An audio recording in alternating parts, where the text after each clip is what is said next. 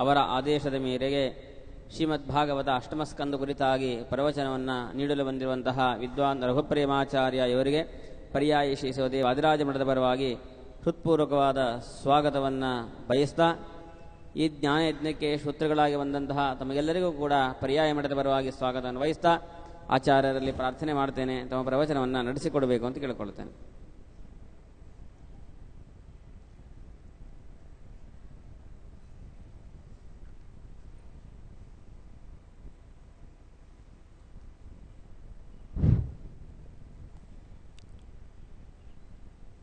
ಶ್ರೀ ಗುರುಭ್ಯೋ ನಮಃ.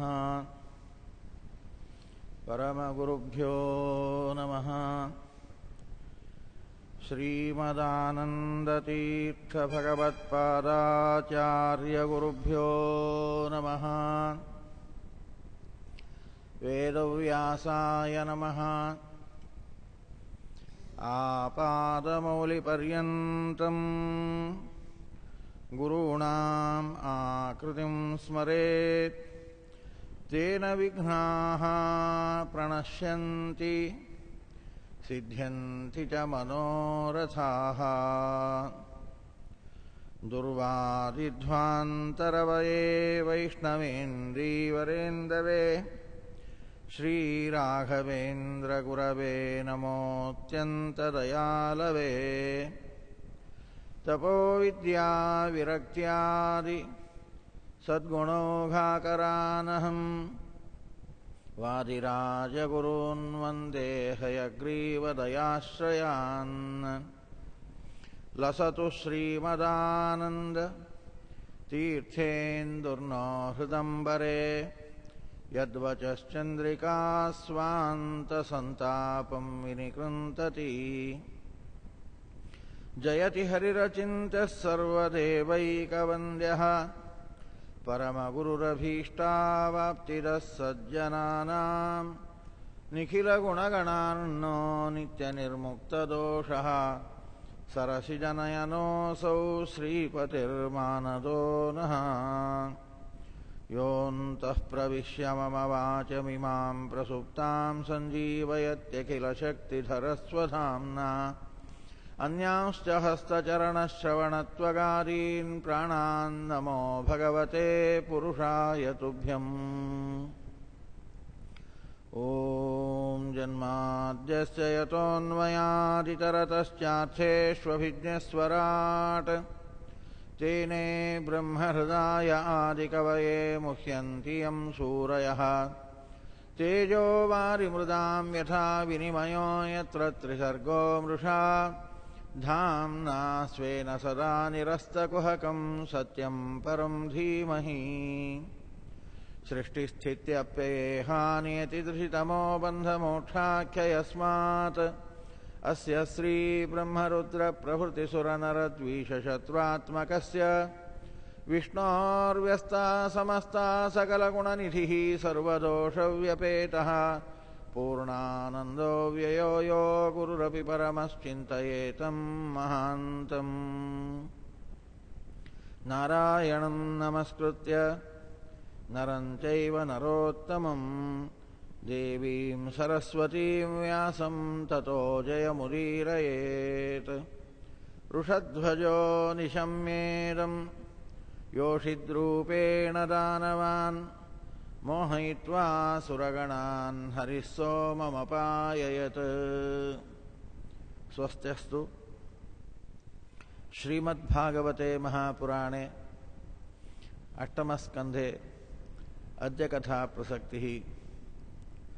ಪರಮಪೂಜ್ಯ ಪರ್ಯಾಯ ಪೀಠಾರೂಢರಾಗಿರತಕ್ಕಂತಹ ಶ್ರೀಪಾದಂಗಳವರ ಚರಣಕಮಲಗಳಲ್ಲಿ ಅನಂತ ಸಾಷ್ಟಾಂಗ ನಮಸ್ಕಾರಗಳನ್ನು ಸಲ್ಲಿಸ್ತಾ ಅವರ ಅನುಜ್ಞೆಯನ್ನು ಪಡೆದು ಶ್ರೀಮದ್ಭಾಗವತ ಪ್ರವಚನವನ್ನು ಪ್ರಾರಂಭಿಸ್ತಾ ಇದ್ದೇನೆ.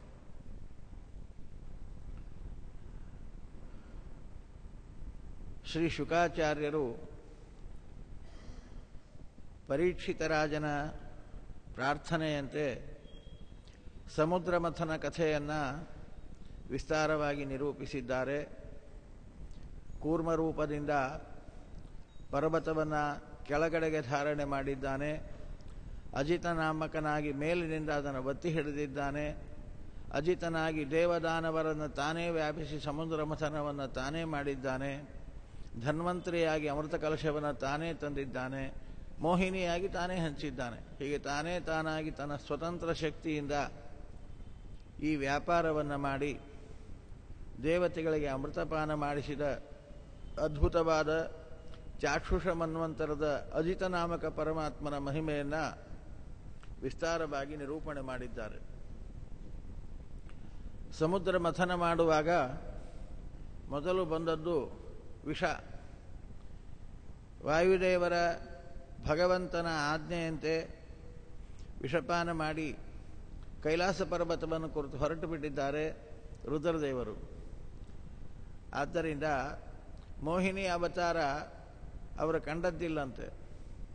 ಮೋಹಿನಿಯಾಗಿ ಅವತರಿಸಿ ಭಗವಂತ ದೇವತೆಗಳಿಗೆ ಅಮೃತಪ್ರಾಶನ ಮಾಡಿಸಿದ ವಾರ್ತೆಯನ್ನು ಕೇಳಿ ಅವರಿಗೆ ಆ ಭಗವಂತನ ಮೋಹಿನಿ ರೂಪವನ್ನು ನೋಡಬೇಕು ಅಂತ ಬಯಕೆ ಬಂತಂತೆ. ಬಯಸಿ ವೈಕುಂಠ ಲೋಕವನ್ನು ಕುರಿತು ಬಂದು ತನ್ನ ಎಲ್ಲ ಪರಿವಾರ ಸಹಿತರಾಗಿ ಬಂದು ಭಗವಂತನನ್ನು ಪ್ರಾರ್ಥಿಸ್ತಾ ಇದ್ದಾರಂತೆ. ಸ್ವಾಮಿ, ಆ ರೂಪವನ್ನು ನೋಡಬೇಕು. ಮೋಹಕವಾದ ರೂಪ. ಭಗವಂತ ಅಂದ, ಕುತೂಹಲಾಯ ದೈತ್ಯಾನ ಯೋಷಿದ್ವೇಷೋ ಮಯಾ ಕೃತಃ ಪಶ್ಯತಾಸುರ ಕಾರ್ಯಾಣಿ ಹೃತೆ ಪೀಯೂಷ ಭಾಜನೆ. ದೈತ್ಯ ಮೋಹನಾರ್ಥವಾಗಿ ಮಾಡಿದ ರೂಪ. ಆ ರೂಪ ಮೋಹನಾರ್ಥವಾಗಿ ತೆಗೆದುಕೊಂಡದ್ದು. ಇಲ್ಲ, ನನಗೆ ನೋಡಬೇಕು, ನೋಡು ಹಾಗಾದರೆ ಅಂತ ದೂರದ ತೋಟದಲ್ಲಿ ತೋರಿಸಿದಾಗ ಅದ್ಭುತವಾದ ಆ ಮೋಹಿನಿ ರೂಪವನ್ನು ಮಹಾದೇವರು ಕಂಡಿದ್ದಾರಂತೆ. ಆ ರೂಪವನ್ನು ನೋಡಿ ಮೋಹಿತರಾಗಿ ಆ ಮೋಹಿನಿಯನ್ನು ಸಂಗ ಮಾಡಬೇಕು ಅಂತ ಬೆನ್ನಹತ್ತಿ ಹೋಗಿದ್ದಾರಂತೆ. ಬೋಲು ಆಶ್ಚರ್ಯಕರವಾದ ಸಂಗತಿ.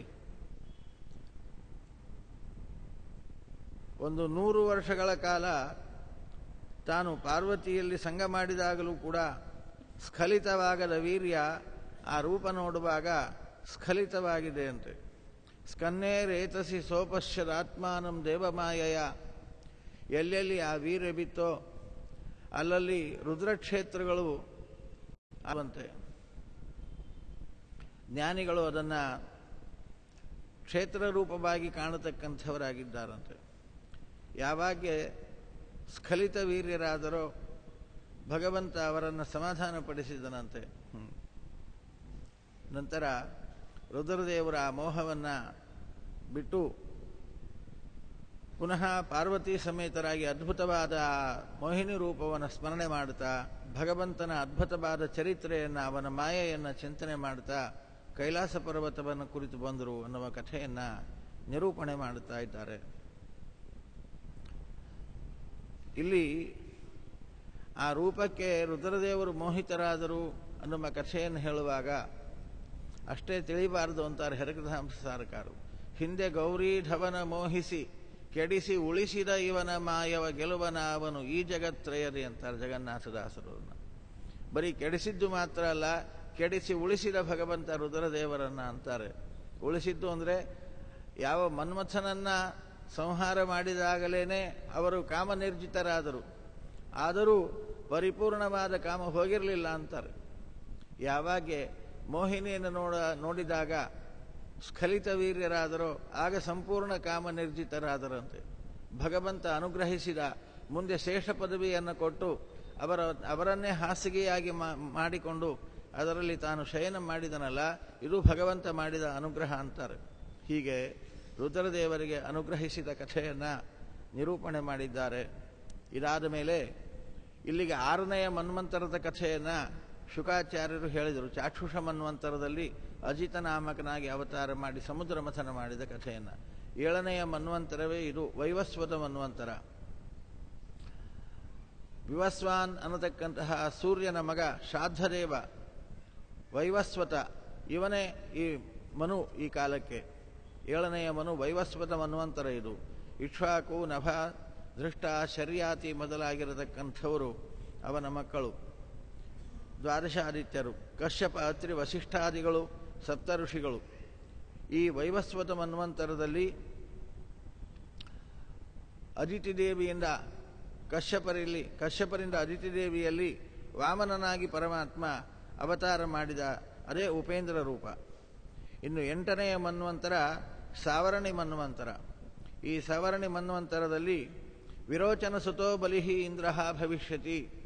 ವಾಮನನಾಗಿ 7ನೆಯ ಮನ್ವಂತರದಲ್ಲಿ ಬಲಿಯಿಂದ ಏನು ರಾಜ್ಯವನ್ನು ಕಿತ್ತಿಕೊಂಡಿದ್ದನೋ 8ನೆಯ ಮನ್ವಂತರದಲ್ಲಿ ಅದನ್ನು ಪುನಃ ಭಗವಂತ ಬಲಿಚಕ್ರವರ್ತಿಗೆ ಕೊಡ್ತಾನೆ. ಆದ್ದರಿಂದ 8ನೆಯ ಮನ್ವಂತರದಲ್ಲಿ ಬಲಿಚಕ್ರವರ್ತಿನೇ ಇಂದ್ರ ಪದವಿಯನ್ನು ಆಳತಕ್ಕಂಥವನಾಗಿದ್ದಾನೆ. ದೇವಗುಹ್ಯ ಅನ್ನತಕ್ಕಂತಹ ಬ್ರಾಹ್ಮಣನಿಂದ ಸರಸ್ವತಿ ಅನ್ನತಕ್ಕಂತಹ ಸ್ತ್ರೀಯಲ್ಲಿ ಸಾರ್ವಭೌಮ ಅನ್ನುವ ಹೆಸರಿನಿಂದ ಅವತರಿಸಿದ ಭಗವಂತ ಪುರಂದರ ನಾಮಕ ಈ ಇಂದ್ರನಿಂದ ಬಲಿಚಕ್ರವರ್ತಿಗೆ ಸ್ವರ್ಗವನ್ನು ತಾನು ಕೊಡಿಸ್ತಾನಂತೆ. 9ನೆಯ ಮನ್ವಂತರ ದಕ್ಷ ಸಾವರ್ಣಿ, ಅದ್ಭುತ ಅನ್ನತಕ್ಕಂತಹ ಹೆಸರಿನ ಇಂದ್ರ ಪದವಿಯನ್ನು ಆಳ್ತಾನೆ. ಆಯುಷ್ಮಾನ್ ಅನ್ನತಕ್ಕಂತಹ ವ್ಯಕ್ತಿಯಿಂದ ಅಂಬುಧಾರ ಅನ್ನತಕ್ಕಂತಹ ಕನ್ಯೆಯಲ್ಲಿ ಋಷಭ ಎನ್ನುವುದಾಗಿ ಭಗವಂತ ಆ ಮನ್ವಂತರದಲ್ಲಿ ಅವತಾರ ಮಾಡ್ತಾನೆ. ಈ ಋಷಭ ನಾಮಕ ಪರಮಾತ್ಮನೇ ಉಪೇಂದ್ರ ಈ 9ನೆಯ ದೇವಸಾವರಣಿ ಮನ್ವಂತರದಲ್ಲಿ. 10ನೆಯದು ಬ್ರಹ್ಮಸಾವರಣಿ ಮನ್ವಂತರ. ಈ ಬ್ರಹ್ಮಸಾವರಣಿ ಮನ್ವಂತರದಲ್ಲಿ ಶಂಭು ಅಂತ ಇಂದ್ರ ಪದವಿಯನ್ನು ಆಳುವವನು. ಆ ಶಂಭುವಿನಿಂದ ವಿಶೂಚಿ ಅನ್ನತಕ್ಕಂತಹ ಕನ್ಯೆಯಲ್ಲಿ ಆ ಇಂದ್ರನ ಮಗನಾಗಿ ವಿಶ್ವಕ್ಸೇನ ಅನ್ನುವ ಹೆಸರಿನಿಂದ ಭಗವಂತ ಅವತಾರ ಮಾಡ್ತಾನೆ. ಅವನೇ ಆ ಮನ್ವಂತರದ ಉಪೇಂದ್ರ ರೂಪ. ಇನ್ನು ಧರ್ಮಸಾವರಣಿ ಮನ್ವಂತರ, ಇದು 11ನೆಯ ಮನ್ವಂತರ. ಈ ಧರ್ಮಸಾವರಣಿಯಲ್ಲಿ ಧರ್ಮಸೇತು ಅಂತ ಉಪೇಂದ್ರ ರೂಪ. ಆರ್ಯಕ ಅನ್ನತಕ್ಕಂತಹ ಪುರುಷನಿಂದ ವೈಧೃತ ಅನ್ನತಕ್ಕಂತಹ ಸ್ತ್ರೀಯಲ್ಲಿ ಧರ್ಮಸೇತು ಅನ್ನುವ ಹೆಸರಿನಿಂದ ಭಗವಂತ ಅವತಾರ ಮಾಡಿ ಆ ಇಂದ್ರ ಪದವಿಯನ್ನು ರಕ್ಷಣೆ ಮಾಡ್ತಾನೆ. ಈ ಧರ್ಮಸೇತು ಇದು ಭಗವಂತನ ಉಪೇಂದ್ರ ರೂಪ 11ನೆಯ ಮನ್ವಂತರದಲ್ಲಿ. ಇನ್ನು 12ನೆಯ ಮನ್ವಂತರ ಮೇರು ಸಾವರಣಿ. ಋತಧಾಮ ಅನ್ನತಕ್ಕಂತಹ ವ್ಯಕ್ತಿ ಇಂದ್ರ ಪದವಿಯನ್ನು ಆಳಿದೆ. ಸ್ವಧಾಮ ಅನ್ನತಕ್ಕಂತಹ ಭಗವಂತನ ರೂಪ ಉಪೇಂದ್ರ ರೂಪ ಈ 12ನೆಯ ಮನ್ವಂತರದಲ್ಲಿ. 13ನೆಯ ಮನ್ವಂತರ ದೇವಸಾವರಣಿ. ದಿವಸ್ಪತಿ ಅನ್ನತಕ್ಕಂತಹ ವ್ಯಕ್ತಿ ಇಂದ್ರ ಪದವಿಯನ್ನು ಆಳಿದರೆ ದಿವಸ್ಪತಿಯಿಂದ ಬೃಹತಿ ಅನ್ನತಕ್ಕಂತಹ ಸ್ತ್ರೀಯಲ್ಲಿ ಪರಮಾತ್ಮ ಯೋಗೇಶ್ವರ ಅನ್ನುವ ಹೆಸರಿನಿಂದ ಅವತರಿಸ್ತಾನೆ. ಆ ಯೋಗೇಶ್ವರನೇ ಉಪೇಂದ್ರ ಆ ಮನ್ವಂತರದಲ್ಲಿ. ಇನ್ನು 14ನೆಯ ಮನ್ವಂತರ ಇಂದ್ರ ಸಾವರಣಿ ಮನ್ವಂತರ. ಶುಚಿ ಅನ್ನತಕ್ಕಂತಹ ವ್ಯಕ್ತಿ ಇಂದ್ರ ಪದವಿಯನ್ನು ಆಳಿದರೆ ಸತ್ರಾಯಣ ಅನ್ನತಕ್ಕಂತಹ ವ್ಯಕ್ತಿಯಿಂದ ಬೃಹದ್ಭಾನು ಅನ್ನತಕ್ಕಂತಹ ಸ್ತ್ರೀಯಲ್ಲಿ, ವಿನತ ಅನ್ನತಕ್ಕಂತಹ ಸ್ತ್ರೀಯಲ್ಲಿ ಭಗವಂತ ಅವತಾರ ಮಾಡ್ತಾನೆ ಬೃಹದ್ಭಾನು ಅನ್ನುವ ಹೆಸರಿನಿಂದ. ಈ ಬೃಹದ್ಭಾನುವೇ ಉಪೇಂದ್ರ ಈ 14ನೆಯ ಮನ್ವಂತರದಲ್ಲಿ. ಹೀಗೆ 14 ಮನ್ವಂತರಗಳು ಆಯಾ ಕಾಲದ ಇಂದ್ರ, ಆ ಕಾಲಕ್ಕೆ ಭಗವಂತ ಉಪೇಂದ್ರನಾಗಿ ಅವತಾರ ಮಾಡಿದ ಭಗವದ್ ರೂಪಗಳನ್ನು ಸಂಕ್ಷೇಪವಾಗಿ ಇಲ್ಲಿ ವಿವರಣೆಯನ್ನು ಕೊಟ್ಟಿದ್ದಾರೆ. 8ಮ ಸ್ಕಂದದಲ್ಲಿ ಶುಕಾಚಾರ್ಯರು ಪರೀಕ್ಷಿತ ರಾಜನಿಂದ ಪ್ರಾರ್ಥಿತರಾಗಿ ಈ ಎಲ್ಲ ಕಥೆಗಳನ್ನು ಕೇಳಿದ ಪರೀಕ್ಷಿತ ರಾಜ ಪುನಃ ಶುಕಾಚಾರ್ಯರಲ್ಲಿ ಒಂದು ಪ್ರಶ್ನೆಯನ್ನು ಮಾಡ್ತಾನೆ. ಬಲೇ ಪದತ್ರಯಂ ಭೂಮೇ ಕಸ್ಮಾದ್ಧರಿರಯಾಚತ ಭೂತ್ವೇಶ್ವರ ಕೃಪಣವತ್ ಲಬ್ಧಾರ್ಥೋಪಿ ಬಬಂಧತಂ ಏತದ್ವೇದಿತುಮಿಚ್ಛಾಮಃ ಮಹತ್ಕೌತೂಹಲಂ ಹಿನಃ ಯಾಂಚೇಶ್ವರಸ್ಯ ಪೂರ್ಣಸ್ಯ ಬಂಧನಂ ವಾಪ್ಯನಾಗಸಃ. ಶುಕಾಚಾರ್ಯರೇ, ಬಲಿಚಕ್ರವರ್ತಿಯಲ್ಲಿ ಈ ವೈವಸ್ವತ ಮನ್ವಂತರದಲ್ಲಿ ವಾಮನನಾಗಿ ಉಪೇಂದ್ರನಾಗಿ ಅವತಾರ ಮಾಡಿದ ಭಗವಂತ 3 ಪಾದ ಭೂಮಿಯನ್ನು ದಾನವಾಗಿ ಕೇಳಿದ ಅಂತ ನಾನು ಕಥೆ ಕೇಳಿದ್ದೀನಿ. ನನಗೆ ಈ ವಿಷಯದಲ್ಲಿ ಒಂದು ಸಂಶಯ ಏನು ಅಂದರೆ, ಭೂತ್ವೇಶ್ವರ ಕೃಪಣವತ್, ಪರಮಾತ್ಮ ಅಂತೀರಿ, ಜಗದೊಡೆಯ ಅಂತೀರಿ, ಅವನು 3 ಪಾದ ಭೂಮಿಯನ್ನು ಕೇಳಿದ ಅಂತೀರಿ. ಯಾವಾಗಲೂ ಇನ್ನೊಬ್ಬರಲ್ಲಿ ನಾವು ಕೈವಡ್ಡಬೇಕಾದ್ರೆ ಆ ಪದಾರ್ಥ ನಮ್ಮಲ್ಲಿ ಇರಬಾರ್ದು, ಕೊರತೆ ಇರಬೇಕು. ಕೊರತೆ ಇದ್ದವರು ಆ ಇನ್ನೊಂದು ಪದಾರ್ಥವನ್ನು ಇನ್ನೊಬ್ಬರಲ್ಲಿ ಕೇಳಿ ಪಡೆಯುತ್ತಾರೆ. ಇವನು ಜಗದೊಡೆಯ ಅಂತೀರಿ, 3 ಪಾದ ಭೂಮಿ ಕೇಳಿದ ಅಂತೀರಿ. ಇದು ಆಶ್ಚರ್ಯ ಅಲ್ಲೇನು? ಪೂರ್ಣನಾದ ಭಗವಂತ ಅಪೂರ್ಣರಂತೆ ಯಾಚನೆ ಮಾಡಿದ್ದು ಯಾಕೆ? ಏನೋ ಯಾಚನೆ ಮಾಡಿದ. ಬಲಿಚಕ್ರವರ್ತಿ 3 ಪಾದ ಭೂಮಿ ಕೊಟ್ಟ ಮೇಲೆ ಅವನನ್ನು ಹರಿಸಬೇಕೋ ಇಲ್ಲೋ? ನಾನು ಬಯಸಿದ 3 ಪಾದ ಭೂಮಿಯನ್ನು ಕೊಟ್ಟಿದ್ದೀಪ, ನಿನಗೆ ಒಳ್ಳೆಯದಾಗಲಿ ಅಂತ ಹರಿಸಬೇಕೋ ಅಥವಾ ಅವನನ್ನು ಕಟ್ಟಿ ಹಾಕಬೇಕು? ಅವನನ್ನು ಹೆಡಮುರಿಗೆ ಕಟ್ಟಿ ಹಾಕಿದ ಅಂತ ಸುದ್ದಿ ಕೇಳಿದೆ. ಯಾಕೆ ಕಟ್ಟಿ ಹಾಕಿದ? ಏನು ಅಪರಾಧ ಮಾಡಿದ್ದ? ದಾನ ಕೊಟ್ಟಿದ್ದೇ ಅಪರಾಧವೇ? ಯಾಕಾಗಿ ಕಟ್ಟಿ ಹಾಕಿದ ಭಗವಂತ? ಇದು ನನಗೆ ಅರ್ಥ ಆಗ್ತಾ ಇಲ್ಲ. ಏತದ್ ವೇದಿತು ಮಿಚ್ಛಾಮಹ, ಈ ಕಥೆಯನ್ನು ನನಗೆ ವಿಸ್ತಾರವಾಗಿ ಕೇಳಬೇಕು ಅಂತ ಬಯಕೆ. ಕುತೂಹಲಕರವಾದ ಈ ಕಥೆಯನ್ನು ನನಗೆ ವಿಸ್ತಾರವಾಗಿ ಹೇಳ್ರಿ. ಭಗವಂತನನ್ನು ನಿತ್ಯ ಉಪಾಸನೆ ಮಾಡುವವರಿಗೆ ಭಗವಂತನ ವ್ಯಾಪಾರಗಳು ಅರ್ಥವಾದೀತೆ ಹೊರತು ಎಂದೋ ಒಮ್ಮೆ ಕಥೆ ಕೇಳುವವರಿಗೆ ಅವನ ವ್ಯಾಪಾರಗಳು ಅರ್ಥ ಆಗೋದಿಲ್ಲ.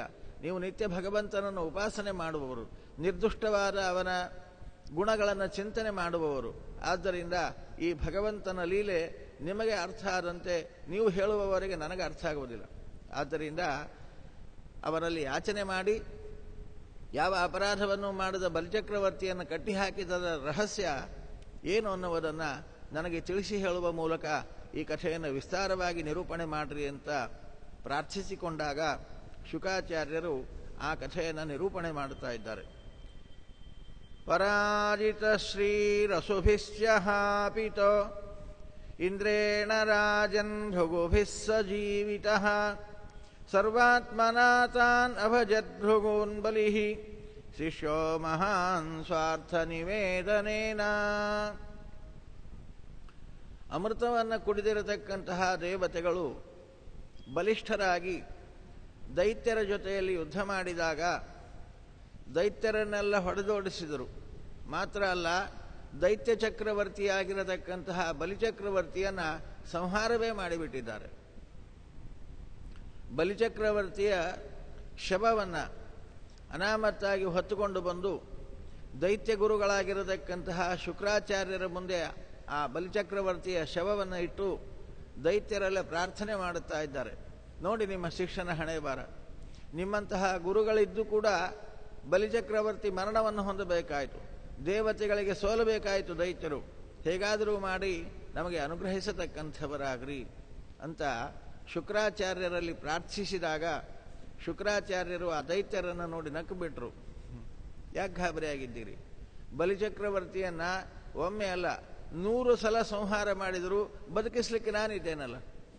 ಮೃತ ಸಂಜೀವಿನಿ ವಿದ್ಯೆ ನನ್ನಲ್ಲಿ ಇರುವ ತನಕ ದೇವತೆಗಳು ಎಷ್ಟು ದೈತ್ಯರನ್ನು ಎಷ್ಟು ಸಲ ಸಂಹಾರ ಮಾಡಿದರೂ ಗಾಬರಿ ಆಗಬೇಡ್ರಿ, ನಾನಿದ್ದೇನೆ ಬದುಕಿಸ್ಲಿಕ್ಕೆ ಅಂತ ಅಭಯ ಕೊಟ್ಟು ಗುರುಗಳಾಗಿರತಕ್ಕಂತಹ ಶುಕ್ರಾಚಾರ್ಯರು ತಮ್ಮಲ್ಲಿ ಇರತಕ್ಕಂತಹ ಮೃತ ಸಂಜೀವಿನಿ ವಿದ್ಯೆಯಿಂದ ಬಲಿಚಕ್ರವರ್ತಿಯನ್ನು ಪುನಃ ಮಲಗಿದವರು ಹೇಳುವಂತೆ ಎಬ್ಬಿಸಿಬಿಟ್ಟಿದ್ದಾರೆ. ತಂ ಬ್ರಾಹ್ಮಣ ಭೃಗವಃ ಪ್ರೀಯಮಾಣಾಃ ಅಯಾಜಯನ್ ವಿಶ್ವಜಿತಂ ತ್ರಿಲೋಕಂ ಜಿಗೀಷಮಾಣಂ ವಿಧಿನಾಭಿಷಿಚ್ಯ ಮಹಾಭಿಷೇಕೇಣ ಮಹಾನುಭಾವಾಃ. ಬಲಿಚಕ್ರವರ್ತಿಯನ್ನು ಕುರಿತು ಹೇಳ್ತಾ ಇದ್ದಾರೆ ಶುಕ್ರಾಚಾರ್ಯರು. ಬಲಿಚಕ್ರವರ್ತಿ, ದೇವತೆಗಳು ನಿನ್ನನ್ನು ಸೋಲಿಸಿ ಸಂಹಾರ ಮಾಡಿದರು ಅಂತ ಚಿಂತೆ ಮಾಡಬೇಡ, ನಾನಿದ್ದೇನೆ. ನಿನ್ನಿಂದ ಅದ್ಭುತವಾದ ಒಂದು ಯಜ್ಞವನ್ನು ಮಾಡಿಸ್ತೇನೆ. ಅದರ ಹೆಸರೇ ಯಾಗವನ್ನು ಮಾಡುವುದರಿಂದ ಇಡೀ ಮೂಲಗಳನ್ನು ಗೆಲ್ಲುವ ಸಾಧ್ಯ ಬರುತ್ತದೋ ಉತ್ತಮವಾದ ಯೋಜಿತ ಅನ್ನತಕ್ಕಂತಹ ಯಾಗವನ್ನು ನಿನ್ನಿಂದ ಮಾಡಿದ ಗಾಬರಿ ಆಗಬೇಡ. ಸಿದ್ಧ ಶುಕ್ರಾಚಾರ್ಯರು ವಿಶ್ವಜಿತ್ ಅನ್ನತಕ್ಕಂತಹ ಯಾಗವನ್ನ ಬಲಿಚಕ್ರವರ್ತಿಯ ಕಡೆಯಿಂದ ಮಾಡಿಸ್ತಾ ಇದ್ದಾರೆ. ಯಾಗದ ಪೂರ್ಣಾಹುತಿ ಹಾಕಿದಾಗ ತತೋ ರಥಃ ಕಾಂಚನ ಪಟ್ಟಬದ್ಧಃ ಹಯಾಶ್ಚ ಹರ್ಯಶ್ವತುರಂಗವರ್ಣಾಃ ಧ್ವಜಶ್ಚ ಸಿಂಹೇನ ವಿರಾಜಮಾನಃ ಹುತಾಶನಾದಾಸಃ ವಿರ್ಭಿರಿದ್ಧಾತ್. ಬಂಗಾರದ ರಥ ಆ ಯಜ್ಞಕುಂಡದಿಂದ ಮೇಲೆ ಬರ್ತಾ ಇದೆ ಅಂತೆ. ಒಳ್ಳೆ ಕುದುರೆಗಳಿಂದ ಕಟ್ಟಲ್ಪಟ್ಟ ರಥ, ಶ್ರೇಷ್ಠವಾಗಿರತಕ್ಕಂತಹ ಸಿಂಹದ ಧ್ವಜ ಕಟ್ಟಲ್ಪಟ್ಟ ರಥ ಆ ಅಗ್ನಿಕುಂಡದಿಂದ ಮೇಲೆ ಬರ್ತಾ ಇದೆ ಅಂತೆ. ಅದೇ ರೀತಿಯಾಗಿ ದಿವ್ಯವಾಗಿರತಕ್ಕಂತಹ ಅಭೇದ್ಯವಾಗಿರತಕ್ಕಂತಹ ಬಿಲ್ಲು ಬರ್ತಾ ಇದೆ, ಅಕ್ಷಯ ತೂಣೀರಗಳು ಬರ್ತಾ ಇವೆ, ಅಭೇದ್ಯವಾದ ಕವಚ ಬರ್ತಾ ಇದೆ. ಆ ಎಲ್ಲ ಪದಾರ್ಥಗಳನ್ನು ಬಲಿಚಕ್ರವರ್ತಿಗೆ ಕೊಟ್ಟು ಬಿಟ್ಟಿದ್ದಾರೆ ಅನುಗ್ರಹಿಸಿ ಶುಕ್ರಾಚಾರ್ಯರು. ತಗೋ ಈ ಕವಚವನ್ನು ಕಟ್ಟಿಗೋ, ಹಿಡಿ ಈ ಬಿಲ್ಲನ್ನು, ಈ ತುಣೀರಗಳನ್ನು ಬೆನ್ನಿಗೆ ಕಟ್ಟಿ ಈ ರಥವನ್ನು ಆರೋಹಣ ಮಾಡು, ನಡಿ ಯುದ್ಧಕ್ಕೆ. ಪಿತಾಮಹಸ್ತಸ್ಯ ದದೌ ಚ ಮಾಲಾಂ ಅಮ್ಲಾನ ಪುಷ್ಪಾಂ ಜಲಜಂಚ ಶುಕ್ರಃ.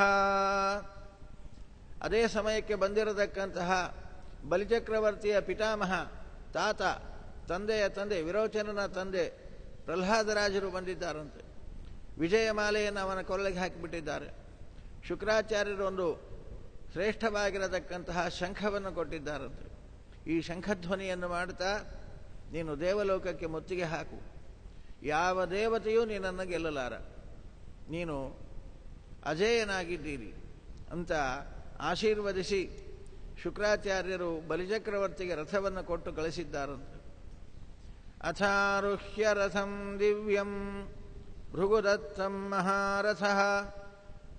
ತನ್ನ ತಾತ ಕೊಟ್ಟಿರತಕ್ಕಂತಹ ವಿಜಯಮಾಲೆಯನ್ನು ಕೊರಳಲ್ಲಿ ಹಾಕ್ಕೊಂಡು ರಥವನ್ನು ಆರೋಹಣ ಮಾಡಿಕೊಂಡು ಶಂಖದ ಧ್ವನಿಯನ್ನು ಮಾಡುತ್ತಾ ದೇವಲೋಕಕ್ಕೆ ಮುತ್ತಿಗೆ ಹಾಕಿದ ತನ್ನ ಎಲ್ಲ ಪರಿವಾರವನ್ನು ಕೂಡಿಕೊಂಡು ಬಲಿಚಕ್ರವರ್ತಿ ಯಾವಾಗ್ಗೆ ಅವನ ಶಂಖದ ಧ್ವನಿ ಕೇಳಿದರೋ ದೇವತೆಗಳ ಕೈಕಾಲು ನಡಗಲಿಕ್ಕೆ ಹಚ್ಚಿದಂತೆ. ದೇವದೂತರು ಹೋಗಿ ದೇವೇಂದ್ರನಿಗೆ ಹೇಳಿದ್ದಾರೆ, ಯಾವ ಬಲಿಚಕ್ರವರ್ತಿಯನ್ನು ಸಂಹಾರ ಮಾಡಿದೆ ಅಂತ ಸಂತೋಷವಾಗಿ ನೀನು ಸ್ವರ್ಗದಲ್ಲಿದ್ದೀಯೋ ಅಂತಹ ಬಲಿಚಕ್ರವರ್ತಿ ತನ್ನ ಎಲ್ಲ ಪರಿವಾರವನ್ನು ಕೂಡಿಕೊಂಡು ಪುನಃ ಯುದ್ಧ ಸಾರಿ ಬಂದಿದ್ದಾನೆ. ಅವನ ದೇಹದ ತೇಜಸ್ಸನ್ನು ನೋಡಿದರೆ ಗಾಬರಿ ಆಗ್ತಾ ಇದೆ. ಕಣ್ಣುಗಳಿಂದಲೇ ಈ ಸ್ವರ್ಗಲೋಕವನ್ನು ನುಂಗಿಬಿಡ್ತಾನೋ ಅನ್ನುವಂತೆ ಕಾಣುತ್ತಾ ಇದೆ. ಆದ್ದರಿಂದ ಸ್ವರ್ಗ ರಕ್ಷಣೆಯ ಬಗ್ಗೆ ಆಲೋಚನೆ ಮಾಡುವಂತ ದೇವೇಂದ್ರನಿಗೆ ದೇವದೂತರು ಹೇಳಿದಾಗ ದೇವೇಂದ್ರ ತಾನು ಕೂಡ ತನ್ನ ಗುರುಗಳಾಗಿರತಕ್ಕಂತಹ ಬೃಹಸ್ಪತ್ಯಾಚಾರ್ಯರಲ್ಲಿ ಬಂದು ಪ್ರಾರ್ಥನೆ ಮಾಡುತ್ತಾ ಇದ್ದಾನಂತೆ. ಯಾವ ದೈತ್ಯರನ್ನು ನಾವು ಹೊಡೆದೋಡಿಸಿವಿ, ಅಮೃತ ಪ್ರಾಶನ ಮಾಡಿದ್ದೀವಿ, ಬಲಿಷ್ಠರಾಗಿದ್ದೀವಿ ಅಂತ ತಿಳಿದಿದ್ದೀವೋ ಅಂತಹ ದೈತ್ಯರು ಪುನಃ ಯುದ್ಧಕ್ಕೆ ಬಂದಿದ್ದಾರೆ. ಅಸಹ್ಯ ತೇಜಸ್ಸು ಅವನ ಮುಖದಲ್ಲಿ ಕಾಣುತ್ತಾ ಇದೆ. ನಾನೇನು ಮಾಡಬೇಕು, ನನಗೆ ಮಾರ್ಗದರ್ಶನ ಮಾಡ್ರಿ ಅಂತ ಬೃಹಸ್ಪತ್ಯಾಚಾರ್ಯರಲ್ಲಿ ಪ್ರಾರ್ಥಿಸಿದಾಗ ಬೃಹಸ್ಪತ್ಯಾಚಾರ್ಯರು ನಕ್ಕು ಮಾತಾಡಿದರು. ಮಘವಂತದಭಿಪ್ರೇತ್ಯ ಬಲೇಹೇ ಪರಮಮುದ್ಯಮಂ ಸರ್ವದೇವಗಣೋಪೇತಃ ಗುರುಮೇಟಾದುವಾಚಃ ಭವಾನ್ ಭಗವನ್ನುದ್ಯಮೋ ಭೂಯಾನ್. ನೋಡು ದೇವೇಂದ್ರ, ಬಲಿಚಕ್ರವರ್ತಿ ಅವನಿಗೆ ಇಷ್ಟು ಅದ್ಭುತವಾಗಿರತಕ್ಕಂತಹ ತೇಜಸ್ಸು ಎಲ್ಲಿಂದ ಬಂತು ಅಂದರೆ ಶಿಷ್ಯಾಯ ಉಪಭೃತಂ ತೇಜಃ ಗುರುಭಿ ಬ್ರಹ್ಮವಾದಿಭಿ. ಬ್ರಾಹ್ಮಣರು ಅವನಿಗೆ ಆಶೀರ್ವಾದ ಮಾಡಿ ಕಳಿಸಿದ್ದಾರೆ, ಅವನಿಗೆ ಹರಸಿ ಕಳಿಸಿದ್ದಾರೆ. ನೀವು ದೇವಲೋಕದ ಅಧಿಪತಿಯಾಗುವಂತ ಅವನಿಗೆ ಅಪೂರ್ವವಾದ ಆಶೀರ್ವಾದವನ್ನು ಮಾಡಿ ಕಳಿಸಿದ್ದಾರೆ. ಶುಕ್ರಾಚಾರ್ಯರಂತಹ ಮಹಾಮೇಧಾವಿಗಳು ಋಷಿಗಳು ಅವನಿಗೆ ಅನುಗ್ರಹಿಸಿದ್ದಾರೆ. ಈಗ ನೀನೇನು ಮಾಡಬೇಕು ಅಂತ ಕೇಳ್ತೀಯಲ್ಲ, ನೀನು ಯುದ್ಧವನ್ನು ಸಾರುವಂತಿಲ್ಲ. ನಿನ್ನಂತಹ ಇಂದ್ರ 1000 ಜನ ಬಂದು ನಿಂತರೂ ಕೂಡ ಬಲಿಚಕ್ರವರ್ತಿಗೆ, ಬ್ರಾಹ್ಮಣರ ಆಶೀರ್ವಾದ ಪಡೆದು ಬಂದ ಬಲಿಚಕ್ರವರ್ತಿಗೆ ಯಾವ ಲೆಕ್ಕವೂ ಅಲ್ಲ. ಸಾಕ್ಷಾತ್ ನಾರಾಯಣನಲ್ಲದೆ ಉಳಿದವರು ಯಾರೂ ಅವನ ಮುಂದೆ ನಿಲ್ಲಲಾರರು. ಅಷ್ಟು ಅದ್ಭುತವಾದ ತೇಜಸ್ಸನ್ನ ಬ್ರಾಹ್ಮಣರು ಆಶೀರ್ವದಿಸಿ ಅವನಲ್ಲಿ ತುಂಬಿ ಕಳಿಸಿದ್ದಾರೆ. ಆದ್ದರಿಂದ ಈಗ ದೈತ್ಯರಿಗೆ ಉನ್ನಾಹ ಕಾಲ, ಯುದ್ಧ ಮಾಡಿ ಪ್ರಯೋಜನ ಇಲ್ಲ. ನಿನ್ನ ಎಲ್ಲ ಪರಿವಾರವನ್ನು ಕೂಡಿಕೊಂಡು ನೀನು ಊರ್ಧ್ವಲೋಕಕ್ಕೆ ಹೋಗು, ಮಹಾರಾಜ ಲೋಕದಲ್ಲಿ ಅದೃಶ್ಯನಾಗಿದ್ದು ಬಿಡು. ಮುಂದೊಂದು ಕಾಲಕ್ಕೆ ದೇವತೆಗಳಿಗೆ ಉನ್ನಾಹ ಕಾಲ ಬರುತ್ತದೆ. ಭಗವಂತ ತಾನೇ ಬಂದು ನಿನಗೆ ಸ್ವರ್ಗವನ್ನು ಕೊಡಿಸ್ತಾನೆ. ಆ ಕಾಲವನ್ನು ಪ್ರತೀಕ್ಷೆ ಮಾಡ್ತಾ ಮಹಾರಾಜ ಲೋಕದಲ್ಲಿ ಅದೃಶ್ಯನಾಗಿದ್ದು ಬಿಡು ನಿನ್ನ ಪರಿವಾರವನ್ನು ಕೂಡಿಕೊಂಡು ಅಂತ ಹೇಳಿದಾಗ ದೇವೇಂದ್ರ ತನ್ನ ಎಲ್ಲ ಪರಿವಾರವನ್ನು ಕೂಡಿಕೊಂಡು ಅದೃಶ್ಯನಾಗಿ ಮಹರ್ಲೋಕವನ್ನು ಕುರಿತು ಪ್ರಯಾಣ ಮಾಡಿಬಿಟ್ಟಿದ್ದಾನಂತೆ. ಬಲಿಚಕ್ರವರ್ತಿ ಬಂದು ನೋಡಿದ, ಯಾವ ದೇವತೆಗಳೇ ಇಲ್ಲ ದೇವಲೋಕದಲ್ಲಿ, ಯಾರ ಜೊತೆ ಯುದ್ಧ ಮಾಡಬೇಕು? ಯಾವ ಶ್ರಮ ಇಲ್ಲದಂತೆ ಸ್ವರ್ಗವನ್ನು ದೈತ್ಯರು ಆವರಿಸಿಬಿಟ್ಟಿದ್ದಾರೆ. ಇಂದ್ರ ಪದವಿಯಲ್ಲಿ ಬಲಿಚಕ್ರವರ್ತಿ ತಾನು ವಿರಾಜಮಾನನಾಗಿದ್ದಾನಂತೆ. ಈ ರೀತಿಯಾಗಿ ಬಲಿಚಕ್ರವರ್ತಿ ರಾಜ್ಯ ಬಾಳುತ್ತಾ ಇದ್ದಾನಪ್ಪ. ಏವಂ ಪುತ್ರೇಷು ನಷ್ಟೇಷು ದೇವಮಾತಾದಿತಿಸ್ತದಾ ಶ್ರುತೇ ತ್ರಿವಿಷ್ಟಪೇ ದೈತ್ಯೈಃ ಪರ್ಯತಪ್ಯತ್. ಹೀಗೆ ದೇವತೆಗಳೆಲ್ಲ ಅದೃಶ್ಯರಾಗಿ ಮಹಾರಾಜ ಲೋಕದಲ್ಲಿ ವಾಸ ಮಾಡಿದಾಗ ದೇವತೆಗಳ ತಾಯಿಯಾಗಿರತಕ್ಕಂತಹ ಅದಿತಿ ದೇವಿಗೆ ನೋವುಂಟಾಯಿತು. ಯಾರಿಗಾದರೂ ತಾಯಂದರಿಗೆ ಮಕ್ಕಳು ದೂರ ಆಗೋದಾಗಲಿ, ಸಂಪದ್ಭ್ರಷ್ಟರಾಗೋದಾಗಲಿ, ಅಧಿಕಾರ ಭ್ರಷ್ಟರಾಗೋದಾಗಲಿ, ಐಶ್ವರ್ಯ ಭ್ರಷ್ಟರಾಗೋದಾಗಲಿ ನೋಡಿ ಯಾವ ತಾಯಿಗೆ ಸಂತೋಷ ಆಗ್ತದೆ? ಎಲ್ಲ ಭ್ರಷ್ಟರಾಗಿ ಕಣ್ಣು ಮುಂದಾದರೂ ಇದ್ದಾರೋ ಇಲ್ಲ ಅದೃಶ್ಯರಾಗಿ ಹೊರಟು ಹೋಗಿದ್ದಾರೆ. ಎಲ್ಲಿ ಹೋದರೋ, ಹೇಗಿದ್ದಾರೋ, ಏನು ಮಾಡುತ್ತಾ ಇದ್ದಾರೋ. ದೇವಮಾತೆ ಸಂಕಟಪಟ್ಟಿದ್ದಾಳಂತೆ ಅದಿತಿ ದೇವಿ. ಮನಸ್ಸು ಮಕ್ಕಳ ಬಗ್ಗೆನೇ ಚಿಂತೆ ಮಾಡ್ತಾ ಆಲೋಚನೆ ಮಾಡ್ತಾ ಇರುವಾಗ ಒಂದು ಸಲ ಕಶ್ಯಪರು ಆಶ್ರಮವನ್ನು ಕುರಿತು ಬಂದಿದ್ದಾರಂತೆ. ಅನ್ಯಾಸಕ್ತಳಾಗಿ ಆಲೋಚನೆ ಮಾಡ್ತಾ ಕುಳಿತಿರತಕ್ಕಂತಹ ಅದಿತಿಯ ದೇವಿಯನ್ನು ಕಂಡು ಕಶ್ಯಪರು ತಾವು ಮಾತನಾಡ್ತಾ ಇದ್ದಾರಂತೆ. ಅಪಿವಾಧಿತಯೋಭ್ಯೇತ್ಯ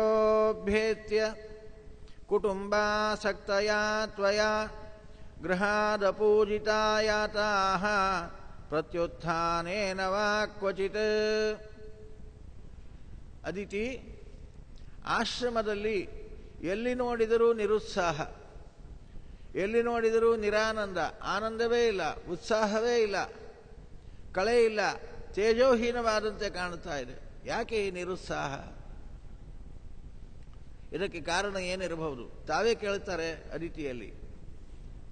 ಮನೆಯಲ್ಲಿ ನಿರುತ್ಸಾಹ, ನಿರಾನಂದ, ಏನೋ ಒಂದು ಥರದ ಹೀನತೆ ಯಾವಾಗ ಉಂಟಾಗ್ತದೆ ಅಂದರೆ ಅವರೇ ಕಾರಣವನ್ನು ಹೇಳ್ತಾರೆ. ಅಪಿವಾತಿಥಯೋಭ್ಯೇತ್ಯ, ಮನೆಗೆ ಬಂದಿರತಕ್ಕಂತಹ ಅತಿಥಿಗಳು ಆತಿಥ್ಯವನ್ನು ಸ್ವೀಕಾರ ಮಾಡದೆ ನಿರಾಶರಾಗಿ ತಿರುಗಿ ಹೋದರೆ ಮನೆಯ ಕಳೆ ಹೊರಟು ಹೋಗ್ತದೆ. ಮನೆಯ ಆನಂದ ಅತಿಥಿಯನ್ನು ಅನುಸರಿಸಿ ಹೊರಟು ಹೋಗ್ತದೆ ಅಂತಾರೆ ಕಶ್ಯಪರು. ಯಾಕೆ ಅಂದರೆ ಕಠೋಪನಿಷತ್ತಿನಲ್ಲಿ ಈ ವಿಚಾರವನ್ನು ಹೇಳ್ತಾರಲ್ಲಿ. ಮನೆಗೆ ಬಂದಿರತಕ್ಕಂತಹ ಅತಿಥಿ ಅವನು ಸುಮ್ಮನೆ ಬಂದಿರೋದಿಲ್ಲ, ಅನೇಕ ವಿಧವಾಗಿರತಕ್ಕಂತಹ ಅಗ್ನಿಗಳಿಂದ ಸಹಿತನಾಗಿ ಬಂದಿರ್ತಾನಂತೆ. ಪಾದಾಗ್ನಿ, ಪಾಣ್ಯಗ್ನಿ, ಪೃಷ್ಠಾಗ್ನಿ, ವಚನಾಗ್ನಿ, ಮನಾಗ್ನಿ, ಹೀಗೆ 5 ವಿಧವಾಗಿರತಕ್ಕಂತಹ ಅಗ್ನಿಗಳನ್ನು ಹೊತ್ತು ಅತಿಥಿ ತಾನು ಮನೆಗೆ ಬಂದಿರ್ತಾನಂತೆ. ಈ ಅಗ್ನಿಗಳ ಉಪಶಮನ ಮಾಡದೇ ಇದ್ದರೆ ಆ ಒಂದೊಂದು ಅಗ್ನಿ ನಮ್ಮ ಒಂದೊಂದು ವಿಧವಾಗಿರತಕ್ಕಂತಹ ಸಂಪತ್ತನ್ನು ಸುಟ್ಟು ಹಾಕ್ತದೆ ಅಂತಾರೆ ಕಠೋಪನಿಷತ್ತು. ಅದಕ್ಕೋಸ್ಕರವಾಗಿ ಪ್ರಾಚೀನ ಸಂಪ್ರದಾಯದಲ್ಲಿ ಅತಿಥಿ ಸತ್ಕಾರಕ್ಕೆ ಹೆಚ್ಚು ಪ್ರಾಶಸ್ತ್ಯವನ್ನು ಕೊಟ್ಟಿದ್ದರು. ಮನೆಗೆ ಬಂದಿರತಕ್ಕಂತಹ ಅತಿಥಿಯಲ್ಲಿ ಪಾದನಿಷ್ಠವಾಗಿ ಒಂದು ಅಗ್ನಿ ಅವನ ಪಾದದಲ್ಲಿ. ಆದ್ದರಿಂದ ಮನೆಗೆ ಬಂದ ಅತಿಥಿಗೆ ಮೊದಲು ಕಾಲು ತೊಳಿಲಿಕ್ಕೆ ನೀರು, ಕೈ ತೊಳಿಲಿಕ್ಕೆ ನೀರು, ಹಸ್ತನಿಷ್ಠವಾಗಿರತಕ್ಕಂತಹ ಅಗ್ನಿ ಒಂದು, ಪಾದನಿಷ್ಠವಾದ ಅಗ್ನಿ ಒಂದು. ಅರ್ಘ್ಯ, ಪಾದ್ಯ ಅಂತ ಇದನ್ನು ಕರೀತಾರೆ. ಕಾಲು ತೊಳಿಲಿಕ್ಕೆ ಕೊಡುವ ನೀರು ಪಾದ್ಯ, ಕೈ ತೊಳಿಲಿಕ್ಕೆ ಕೊಡುವ ನೀರು ಅದು ಅರ್ಘ್ಯ.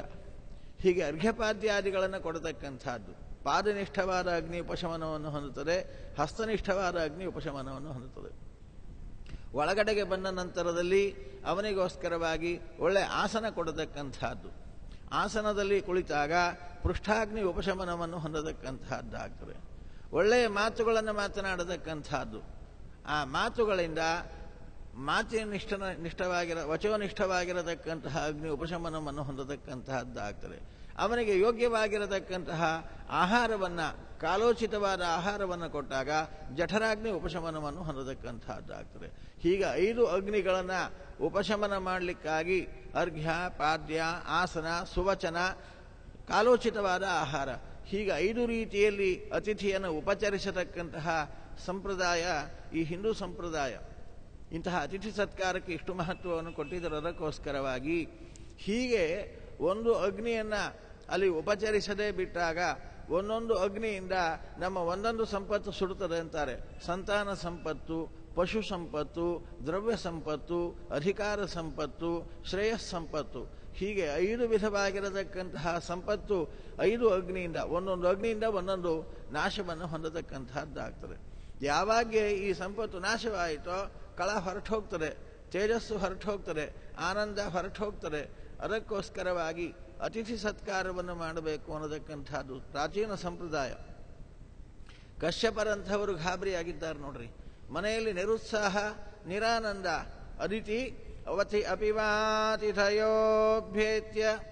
ಕುಟುಂಬಾಸಕ್ತಯ ತ್ವಯ ಗೃಹಾದ ಪೂಜಿತಾಯಾತಾಹ ಪ್ರತ್ಯುತ್ಥಾನೇನ ವಾ ಕ್ವಚಿತ್.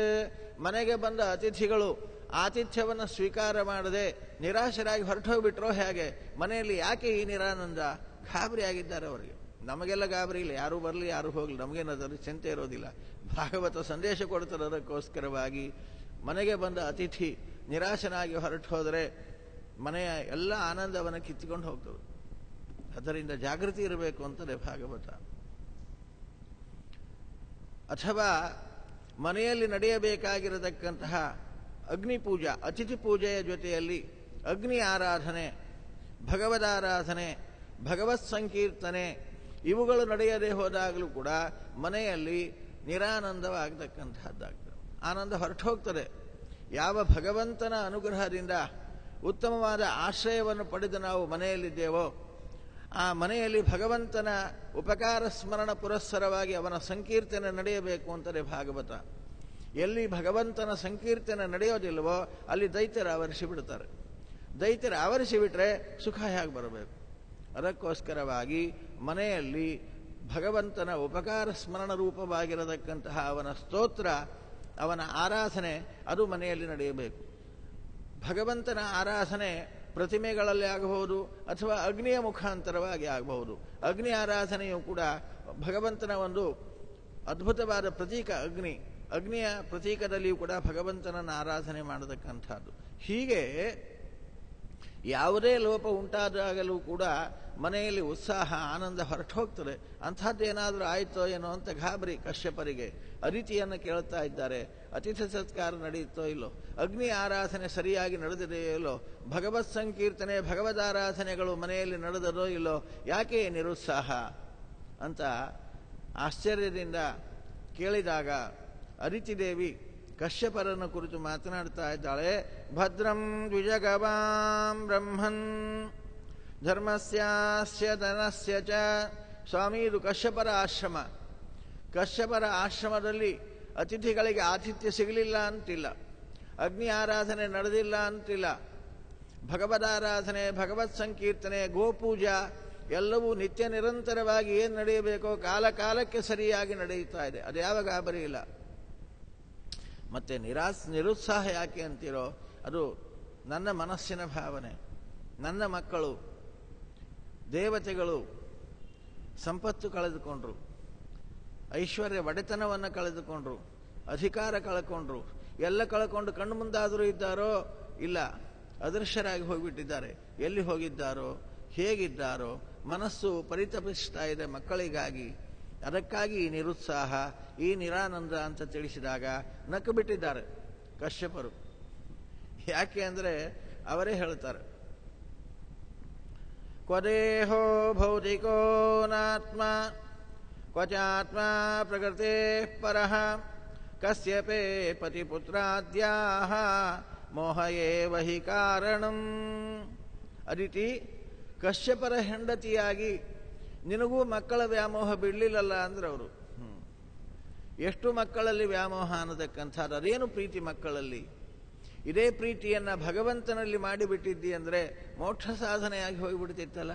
ಇದೆಂತಹ ವ್ಯಾಮೋಹ, ತೆಗೆದುಹಾಕು. ಯಾವ ಮಕ್ಕಳು ಅಂದರೆ ದೈಹಿಕ ಸಂಬಂಧ, ಒಂದು ದೇಹದ ಸಂಬಂಧದಿಂದ ಮಕ್ಕಳು ಅಂತ ಅನಿಸಿಕೊಳ್ಳತಕ್ಕಂಥವರಾಗ್ತಾರೆ. ಮುಂದೆ ಆ ದೇಹ ಬಿದ್ದೋಯ್ತೋ ಅವರ್ಯಾರೋ ಇವರು ಯಾರೋ, ಸಂಬಂಧವೇ ಇಲ್ಲ.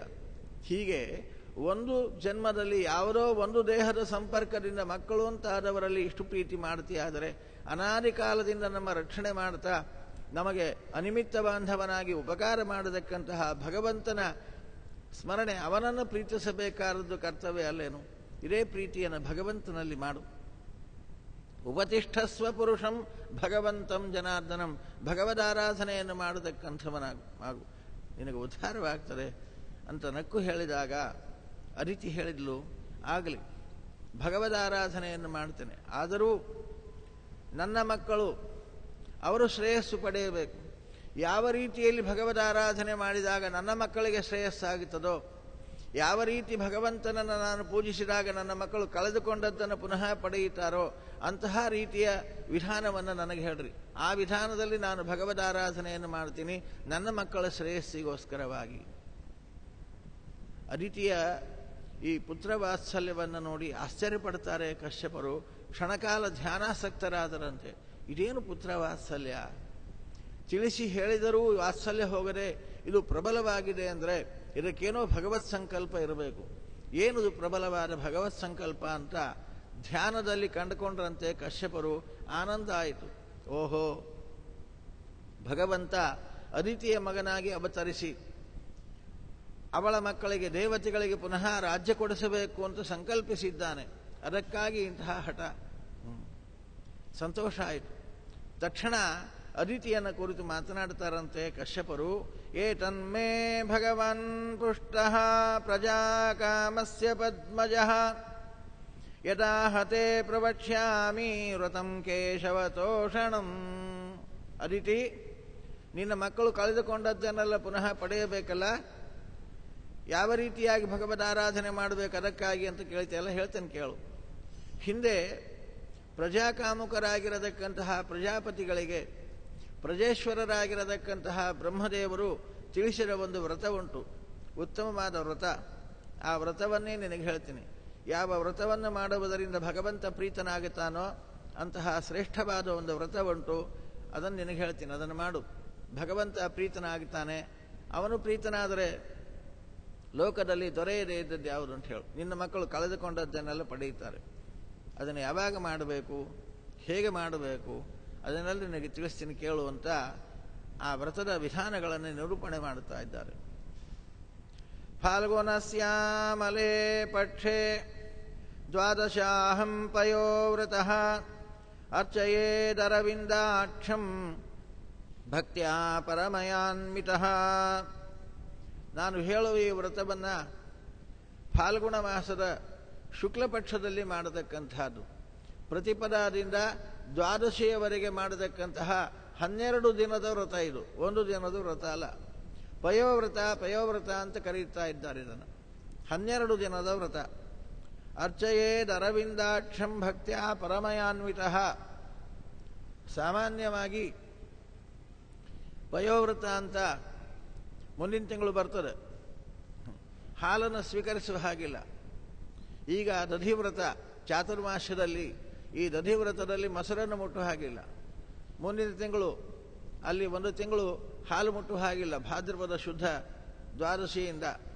ಹಾಗೆ ಈ ಪಯೋವ್ರತ ಅಂದರೆ ಹಾಲು ಬಿಡೋದಲ್ಲ, ಇದು ಕೇವಲ ಹಾಲನ್ನೇ ಸ್ವೀಕಾರ ಮಾಡಿ ಮಾಡುವ ವ್ರತ. ಇಂತಹ ಪಯೋವ್ರತ ಇದು. 12 ದಿನಗಳ ವ್ರತ. ಈ 12 ದಿನಗಳಲ್ಲಿ ಭಕ್ತಿಯಿಂದ ಭಗವದಾರಾಧನೆಯನ್ನು ಮಾಡಬೇಕು. ಪಯೋವ್ರತದಲ್ಲಿ ಶಿನಿವಾಲ್ಯಾಂ ಮೃದಾಲಿಪ್ಯ ಸ್ನಾಯಾತ್ ಕ್ರೋಢವಿದೀರ್ಣಯ. ಮಾಘ ಬಹುಳ ಅಮಾವಾಸ್ಯೆಯ ದಿನ ಅರಣ್ಯಕ್ಕೆ ಹೋಗಿ ಕಾಡು ಹಂದಿಗಳು ಕೆದರಿರತಕ್ಕಂತಹ ಮಣ್ಣನ್ನು ಮೃತ್ತಿಕಾ ಶೌಚಕ್ಕೋಸ್ಕರವಾಗಿ ತಂದು ಸಂಗ್ರಹಿಸಿ ಇಟ್ಟುಕೊಳ್ಳಬೇಕು. ಮೃತ್ತಿಕಾ ಶೌಚ ಅವಶ್ಯವಾಗಿ ಮಾಡಿಕೊಳ್ಳತಕ್ಕಂಥದ್ದು. ಈ ವ್ರತ ನಿಯಮಗಳನ್ನು ಪರಿಪಾಲನೆ ಮಾಡತಕ್ಕಂಥವ್ರು. ಉದ್ಧತಾಸಿ ನಮಸ್ತುಭ್ಯಂ ಪಾಪ್ಮಾನಂ ಮೇ ಪ್ರಣಾಶಯ ನಿವರ್ತಿತಾತ್ಮನಿಯಮಃ ದೇವಮರ್ಚೆ ಸಮಾಹಿತ ಅನ್ನುವ ಪ್ರಾರ್ಥನಾ ಮಂತ್ರವನ್ನು ಹೇಳಿ ಅರಣ್ಯದಿಂದ ಆ ಮೃತ್ತಿಕಾವನ್ನು ತಂದು ಸಂಗ್ರಹ ಮಾಡಿ ಇಟ್ಟುಕೊಳ್ಳಬೇಕು. ಮೃತ್ತಿಕಾ ಶೌಚವನ್ನು ಅವಶ್ಯವಾಗಿ ಮಾಡಬೇಕು. ಭಗವಂತನನ್ನ ಸ್ಥಂಡಿಲದಲ್ಲಿ, ಮಂಡಲಗಳಲ್ಲಿ, ಸೂರ್ಯಮಂಡಲದಲ್ಲಿ, ಪ್ರತಿಮೆಗಳಲ್ಲಿ, ನೀರಿನಲ್ಲಿ, ಅಗ್ನಿಯಲ್ಲಿ, ಗುರುವಿನಲ್ಲಿ ಇಷ್ಟು ಕಡೆಗೆ ಭಗವದಾರಾಧನೆಯನ್ನು ಮಾಡಬಹುದು. ಇದೆಲ್ಲವೂ ಭಗವಂತನ ಪ್ರತಿಮೆಗಳು ಅಂತ ಅನಿಸ್ತದೆ. ಗುರುವಂತರ್ಯಾಮಿಯಾದ ಭಗವಂತನನ್ನು ಆರಾಧನೆ ಮಾಡತಕ್ಕಂಥದ್ದು. ಅಜ್ಞಾಂತರ್ಯಾಮಿಯಾಗಿರತಕ್ಕಂತಹ ಭಗವಂತನನ್ನು, ಜಲಾಂತರ್ಯಾಮಿ, ಜಲವೇ ಪ್ರತೀಕ, ಜಲಾಂತರ್ಯಾಮಿಯಾದ ಭಗವಂತನನ್ನ, ಸೂರ್ಯಮಂಡಲ ಮಧ್ಯವರ್ತಿಯಾಗಿರತಕ್ಕಂತಹ ಭಗವಂತನನ್ನ, ಅರ್ಚಾಯ ಪ್ರತಿಮೆ ಇಟ್ಟುಕೊಂಡು ನಿರ್ದುಷ್ಟವಾದ ಸಲಕ್ಷಣ ಪ್ರತಿಮೆಯಲ್ಲಿ ಭಗವಂತನನ್ನು ಆವಾಹನ ಮಾಡಿಕೊಂಡು ಅರ್ಚನೆ ಮಾಡತಕ್ಕಂತಹದ್ದು. ಸ್ಥಂಡಿಲೆ ಮಂಡಲಾದಿಗಳನ್ನು, ಚಕ್ರಾಬ್ಜ ಮಂಡಲ ಮೊದಲಾಗಿರತಕ್ಕಂತಹ ಮಂಡಲಗಳನ್ನು ಉಲ್ಲೇಖಿಸಿ ಅವುಗಳ ಮಧ್ಯದಲ್ಲಿ ಭಗವಂತನನ್ನು ಆರಾಧನೆ ಮಾಡತಕ್ಕಂಥದ್ದು. ಹೀಗೆ ಪ್ರತಿಮೆಗಳು ಭಗವದಾರಾಧನೆಗೆ ಅನೇಕ ಉಂಟು. ಯಾವುದು ಯಾವ ಕಾಲಕ್ಕೆ ಪ್ರಶಸ್ತವೋ ಸಾಧ್ಯವೋ ಆ ಅರ್ಚನೆಯನ್ನು ಆ ಪ್ರತಿಮೆಯಲ್ಲಿ ಮಾಡತಕ್ಕಂಥವರಾಗಬೇಕು. ನಮಸ್ತುಭ್ಯಂ ಭಗವತೆ ಪುರುಷಾಯ ಮಹೀಯಸೆ ಸರ್ವಭೂತ ನಿವಾಸಾಯ ವಾಸುದೇವಾಯ ಸಾಕ್ಷಿಣೇ ನಮೋ ವ್ಯಕ್ತಾಯ ಸೂಕ್ಷ್ಮಾಯ ಪ್ರಧಾನ ಪುರುಷಾಯ ಚ ಚತುರ್ವಿಂಶದ್ಗುಣಜ್ಞಾಯ ಗುಣಸಂಸ್ಥಾನ ಹೇತವೇ ಅನ್ನತಕ್ಕಂತಹ ಮೂಲ ಮಂತ್ರವನ್ನು ಇಟ್ಟುಕೊಂಡು ಭಗವದಾರಾಧನೆಯನ್ನು ಮಾಡತಕ್ಕಂಥವರಾಗಬೇಕು. ಏತೈರ್ ಮಂತ್ರೈ ಹೃಷಿಕೇಶಂ ಆವಾಹನ ಪುರಸ್ವರಂ, ಆವಾಹನಾದಿ ಷೋಡಶೋಪಚಾರದಿಂದ ಭಗವಂತನನ್ನು ಆರಾಧನೆ ಮಾಡತಕ್ಕಂಥವರಾಗಬೇಕು. ಆರಾಧನೆಯ ಅಂಗವಾಗಿ ಇದು ಪಯೋವ್ರತವಾದದ್ದರಿಂದಾಗಿ ಉತ್ತಮವಾಗಿರತಕ್ಕಂತಹ ಗೋಕ್ಷೀರದಿಂದ ಭಗವಂತನಿಗೆ ಅಭಿಷೇಕವನ್ನು ಮಾಡತಕ್ಕಂಥವರಾಗಬೇಕು. ಶುದ್ಧೋದಕ ಸ್ನಾನದ ನಂತರ ವಸ್ತ್ರ, ಉಪವೀತ, ಆಭರಣ, ಗಂಧ, ಮಾಲ್ಯ, ಧೂಪ, ದೀಪ, ನೈವೇದ್ಯದಲ್ಲಿಯೂ ಕೂಡ ಶ್ರುತಂ ಪವಸಿ ನೈವೇದ್ಯಂ ಶಾಲ್ಯನ್ನಂ ವಿಭವೇ ಸತಿ, ಶಾಲ್ಯನ್ನ ಉತ್ತಮವಾಗಿರತಕ್ಕಂತಹ ಅಕ್ಕಿಯನ್ನು ತಂದು ಹಾಲಿನಲ್ಲಿಯೇ ಬೇಯಿಸತಕ್ಕಂಥದ್ದು. ಅಂತಹ ಪಾಯಸವನ್ನು ಭಗವಂತನಿಗೆ ಸಮರ್ಪಣೆ ಮಾಡತಕ್ಕಂಥವರಾಗಬೇಕು. ಸಸರ್ಪಿ ಸಗುಡಂ ದತ್ವ, ಆ ಹಾಲಿನಲ್ಲಿ ಬೇಯಿಸಿದ ಅಕ್ಕಿಗೆ ತುಪ್ಪ ಬೆಲ್ಲಗಳನ್ನು ಸೇರಿಸತಕ್ಕಂಥವರಾಗಬೇಕು. ಅಂತಹ ಪಾಯಸವನ್ನು ಭಗವಂತನಿಗೆ ನೈವೇದ್ಯ ಮಾಡತಕ್ಕಂಥವರಾಗಿ ತಾಂಬೂಲಾದಿಗಳನ್ನು ಸಮರ್ಪಣೆ ಮಾಡಬೇಕು. ನಂತರದಲ್ಲಿ ಕೃತ್ವ ಪ್ರದಕ್ಷಿಣಂ ಭೂಮೌ ಪ್ರಣಮೇತ್, ಪ್ರದಕ್ಷಿಣೆ ಸಾಷ್ಟಾಂಗ ನಮಸ್ಕಾರಗಳನ್ನು ಉರಸ, ಶಿರಸ, ದೃಷ್ಟ್ಯ, ಮನಸ, ವಚಸ ತಥಾ ಪದ್ಭ್ಯಾಂ, ಕರಾಭ್ಯಾಂ, ಜಾನುಭ್ಯಾಂ ಪ್ರಣಾಮೋ ಅಷ್ಟಾಂಗೈರಿತಃ ಅಂತ ಹೇಳಿದಂತೆ ಭಗವಂತನಿಗೆ ಸಾಷ್ಟಾಂಗ ನಮಸ್ಕಾರಗಳನ್ನು ಮಾಡತಕ್ಕಂಥವರಾಗಬೇಕು. ಎಷ್ಟು ಸಾಷ್ಟಾಂಗ ನಮಸ್ಕಾರಗಳನ್ನು ಮಾಡಬೇಕು ಅಂದರೆ ನಮಸ್ಕಾರ ಮಾಡಿ ದಣಿಯಬೇಕು. ದಣಿಯುವವರೆಗೆ ಭಗವಂತನಿಗೆ ಪ್ರದಕ್ಷಿಣ ನಮಸ್ಕಾರಗಳನ್ನು ಮಾಡತಕ್ಕಂಥವರಾಗಬೇಕು. ದಣುವಿನ ಕಡೆಗೆ ಲಕ್ಷ್ಯ ಅಲ್ಲ, ಲಕ್ಷ್ಯ ಭಗವಂತನ ಕಡೆಗೆ ಇರಬೇಕು ಅನ್ನುವ ಎಚ್ಚರಿಕೆಯನ್ನು ಕೊಡ್ತಾರೆ. ಮನಸ ವಚಸ ತಥಾ ನಮಸ್ಕಾರವನ್ನು ಮಾಡುವಾಗ ಹೇಗೆ ಕಾಯಿಕವಾಗಿ ವ್ಯಾಪಾರಗಳು ನಡೆದಿರ್ತದೆ, ತಲೆ ಭಗವಂತನಿಗೆ ಭೂಮಿಗೆ ಮುಟ್ಟಿರಬೇಕು, ಕೈಗಳು, ಮೊಳಕಾಲುಗಳು, ಹೃದಯ ಎಲ್ಲವೂ ನೆಲಕ್ಕೆ ಮುಟ್ಟಿರಬೇಕು. ನಂತರದಲ್ಲಿ ಕಣ್ಣು ಭಗವಂತನ ರೂಪವನ್ನು ನೋಡ್ತಾ ಇರಬೇಕು, ಮನಸ್ಸು ಭಗವಂತನ ಪಾದಗಳನ್ನು ಚಿಂತನೆ ಮಾಡುತ್ತಾ ಇರಬೇಕು, ಮಾತು ಅವನ ಸ್ತೋತ್ರವನ್ನು ಹೇಳುತ್ತಾ ಇರಬೇಕು. ಹೀಗಿದು ಅಷ್ಟಾಂಗ ಪ್ರಣಾಮ ಅಂತ ಅನಿಸತಕ್ಕಂಥದ್ದಾಗ್ತದೆ. ವರಸ, ಶಿರಸ, ದೃಷ್ಟ್ಯ, ಮನಸ, ವಚಸ ತಥಾ ಪದ್ಭ್ಯಾಂ, ಕರಾಭ್ಯಾಂ, ಹೀಗೆ ಕಾಯಿಕವಾಗಿ, ವಾಚನಿಕವಾಗಿ, ಮಾನಸಿಕವಾಗಿ ತ್ರಿಕರಣ ಶುದ್ಧಿಯಿಂದ ಮಾಡತಕ್ಕಂತಹ ನಮಸ್ಕಾರ ಇದು ಅಷ್ಟಾಂಗ ನಮಸ್ಕಾರ ಅಂತ ಅನಿಸತಕ್ಕಂತಹದ್ದಾಗ್ತದೆ. ಇಂತಹ ಸಾಷ್ಟಾಂಗ ನಮಸ್ಕಾರವನ್ನು ಭಗವಂತನಿಗೆ ಸಮರ್ಪಣೆ ಮಾಡತಕ್ಕಂಥವರಾಗಬೇಕು. ಪ್ರಾರ್ಥನಾದಿಗಳನ್ನು ಸಲ್ಲಿಸತಕ್ಕಂಥವರಾಗಬೇಕು.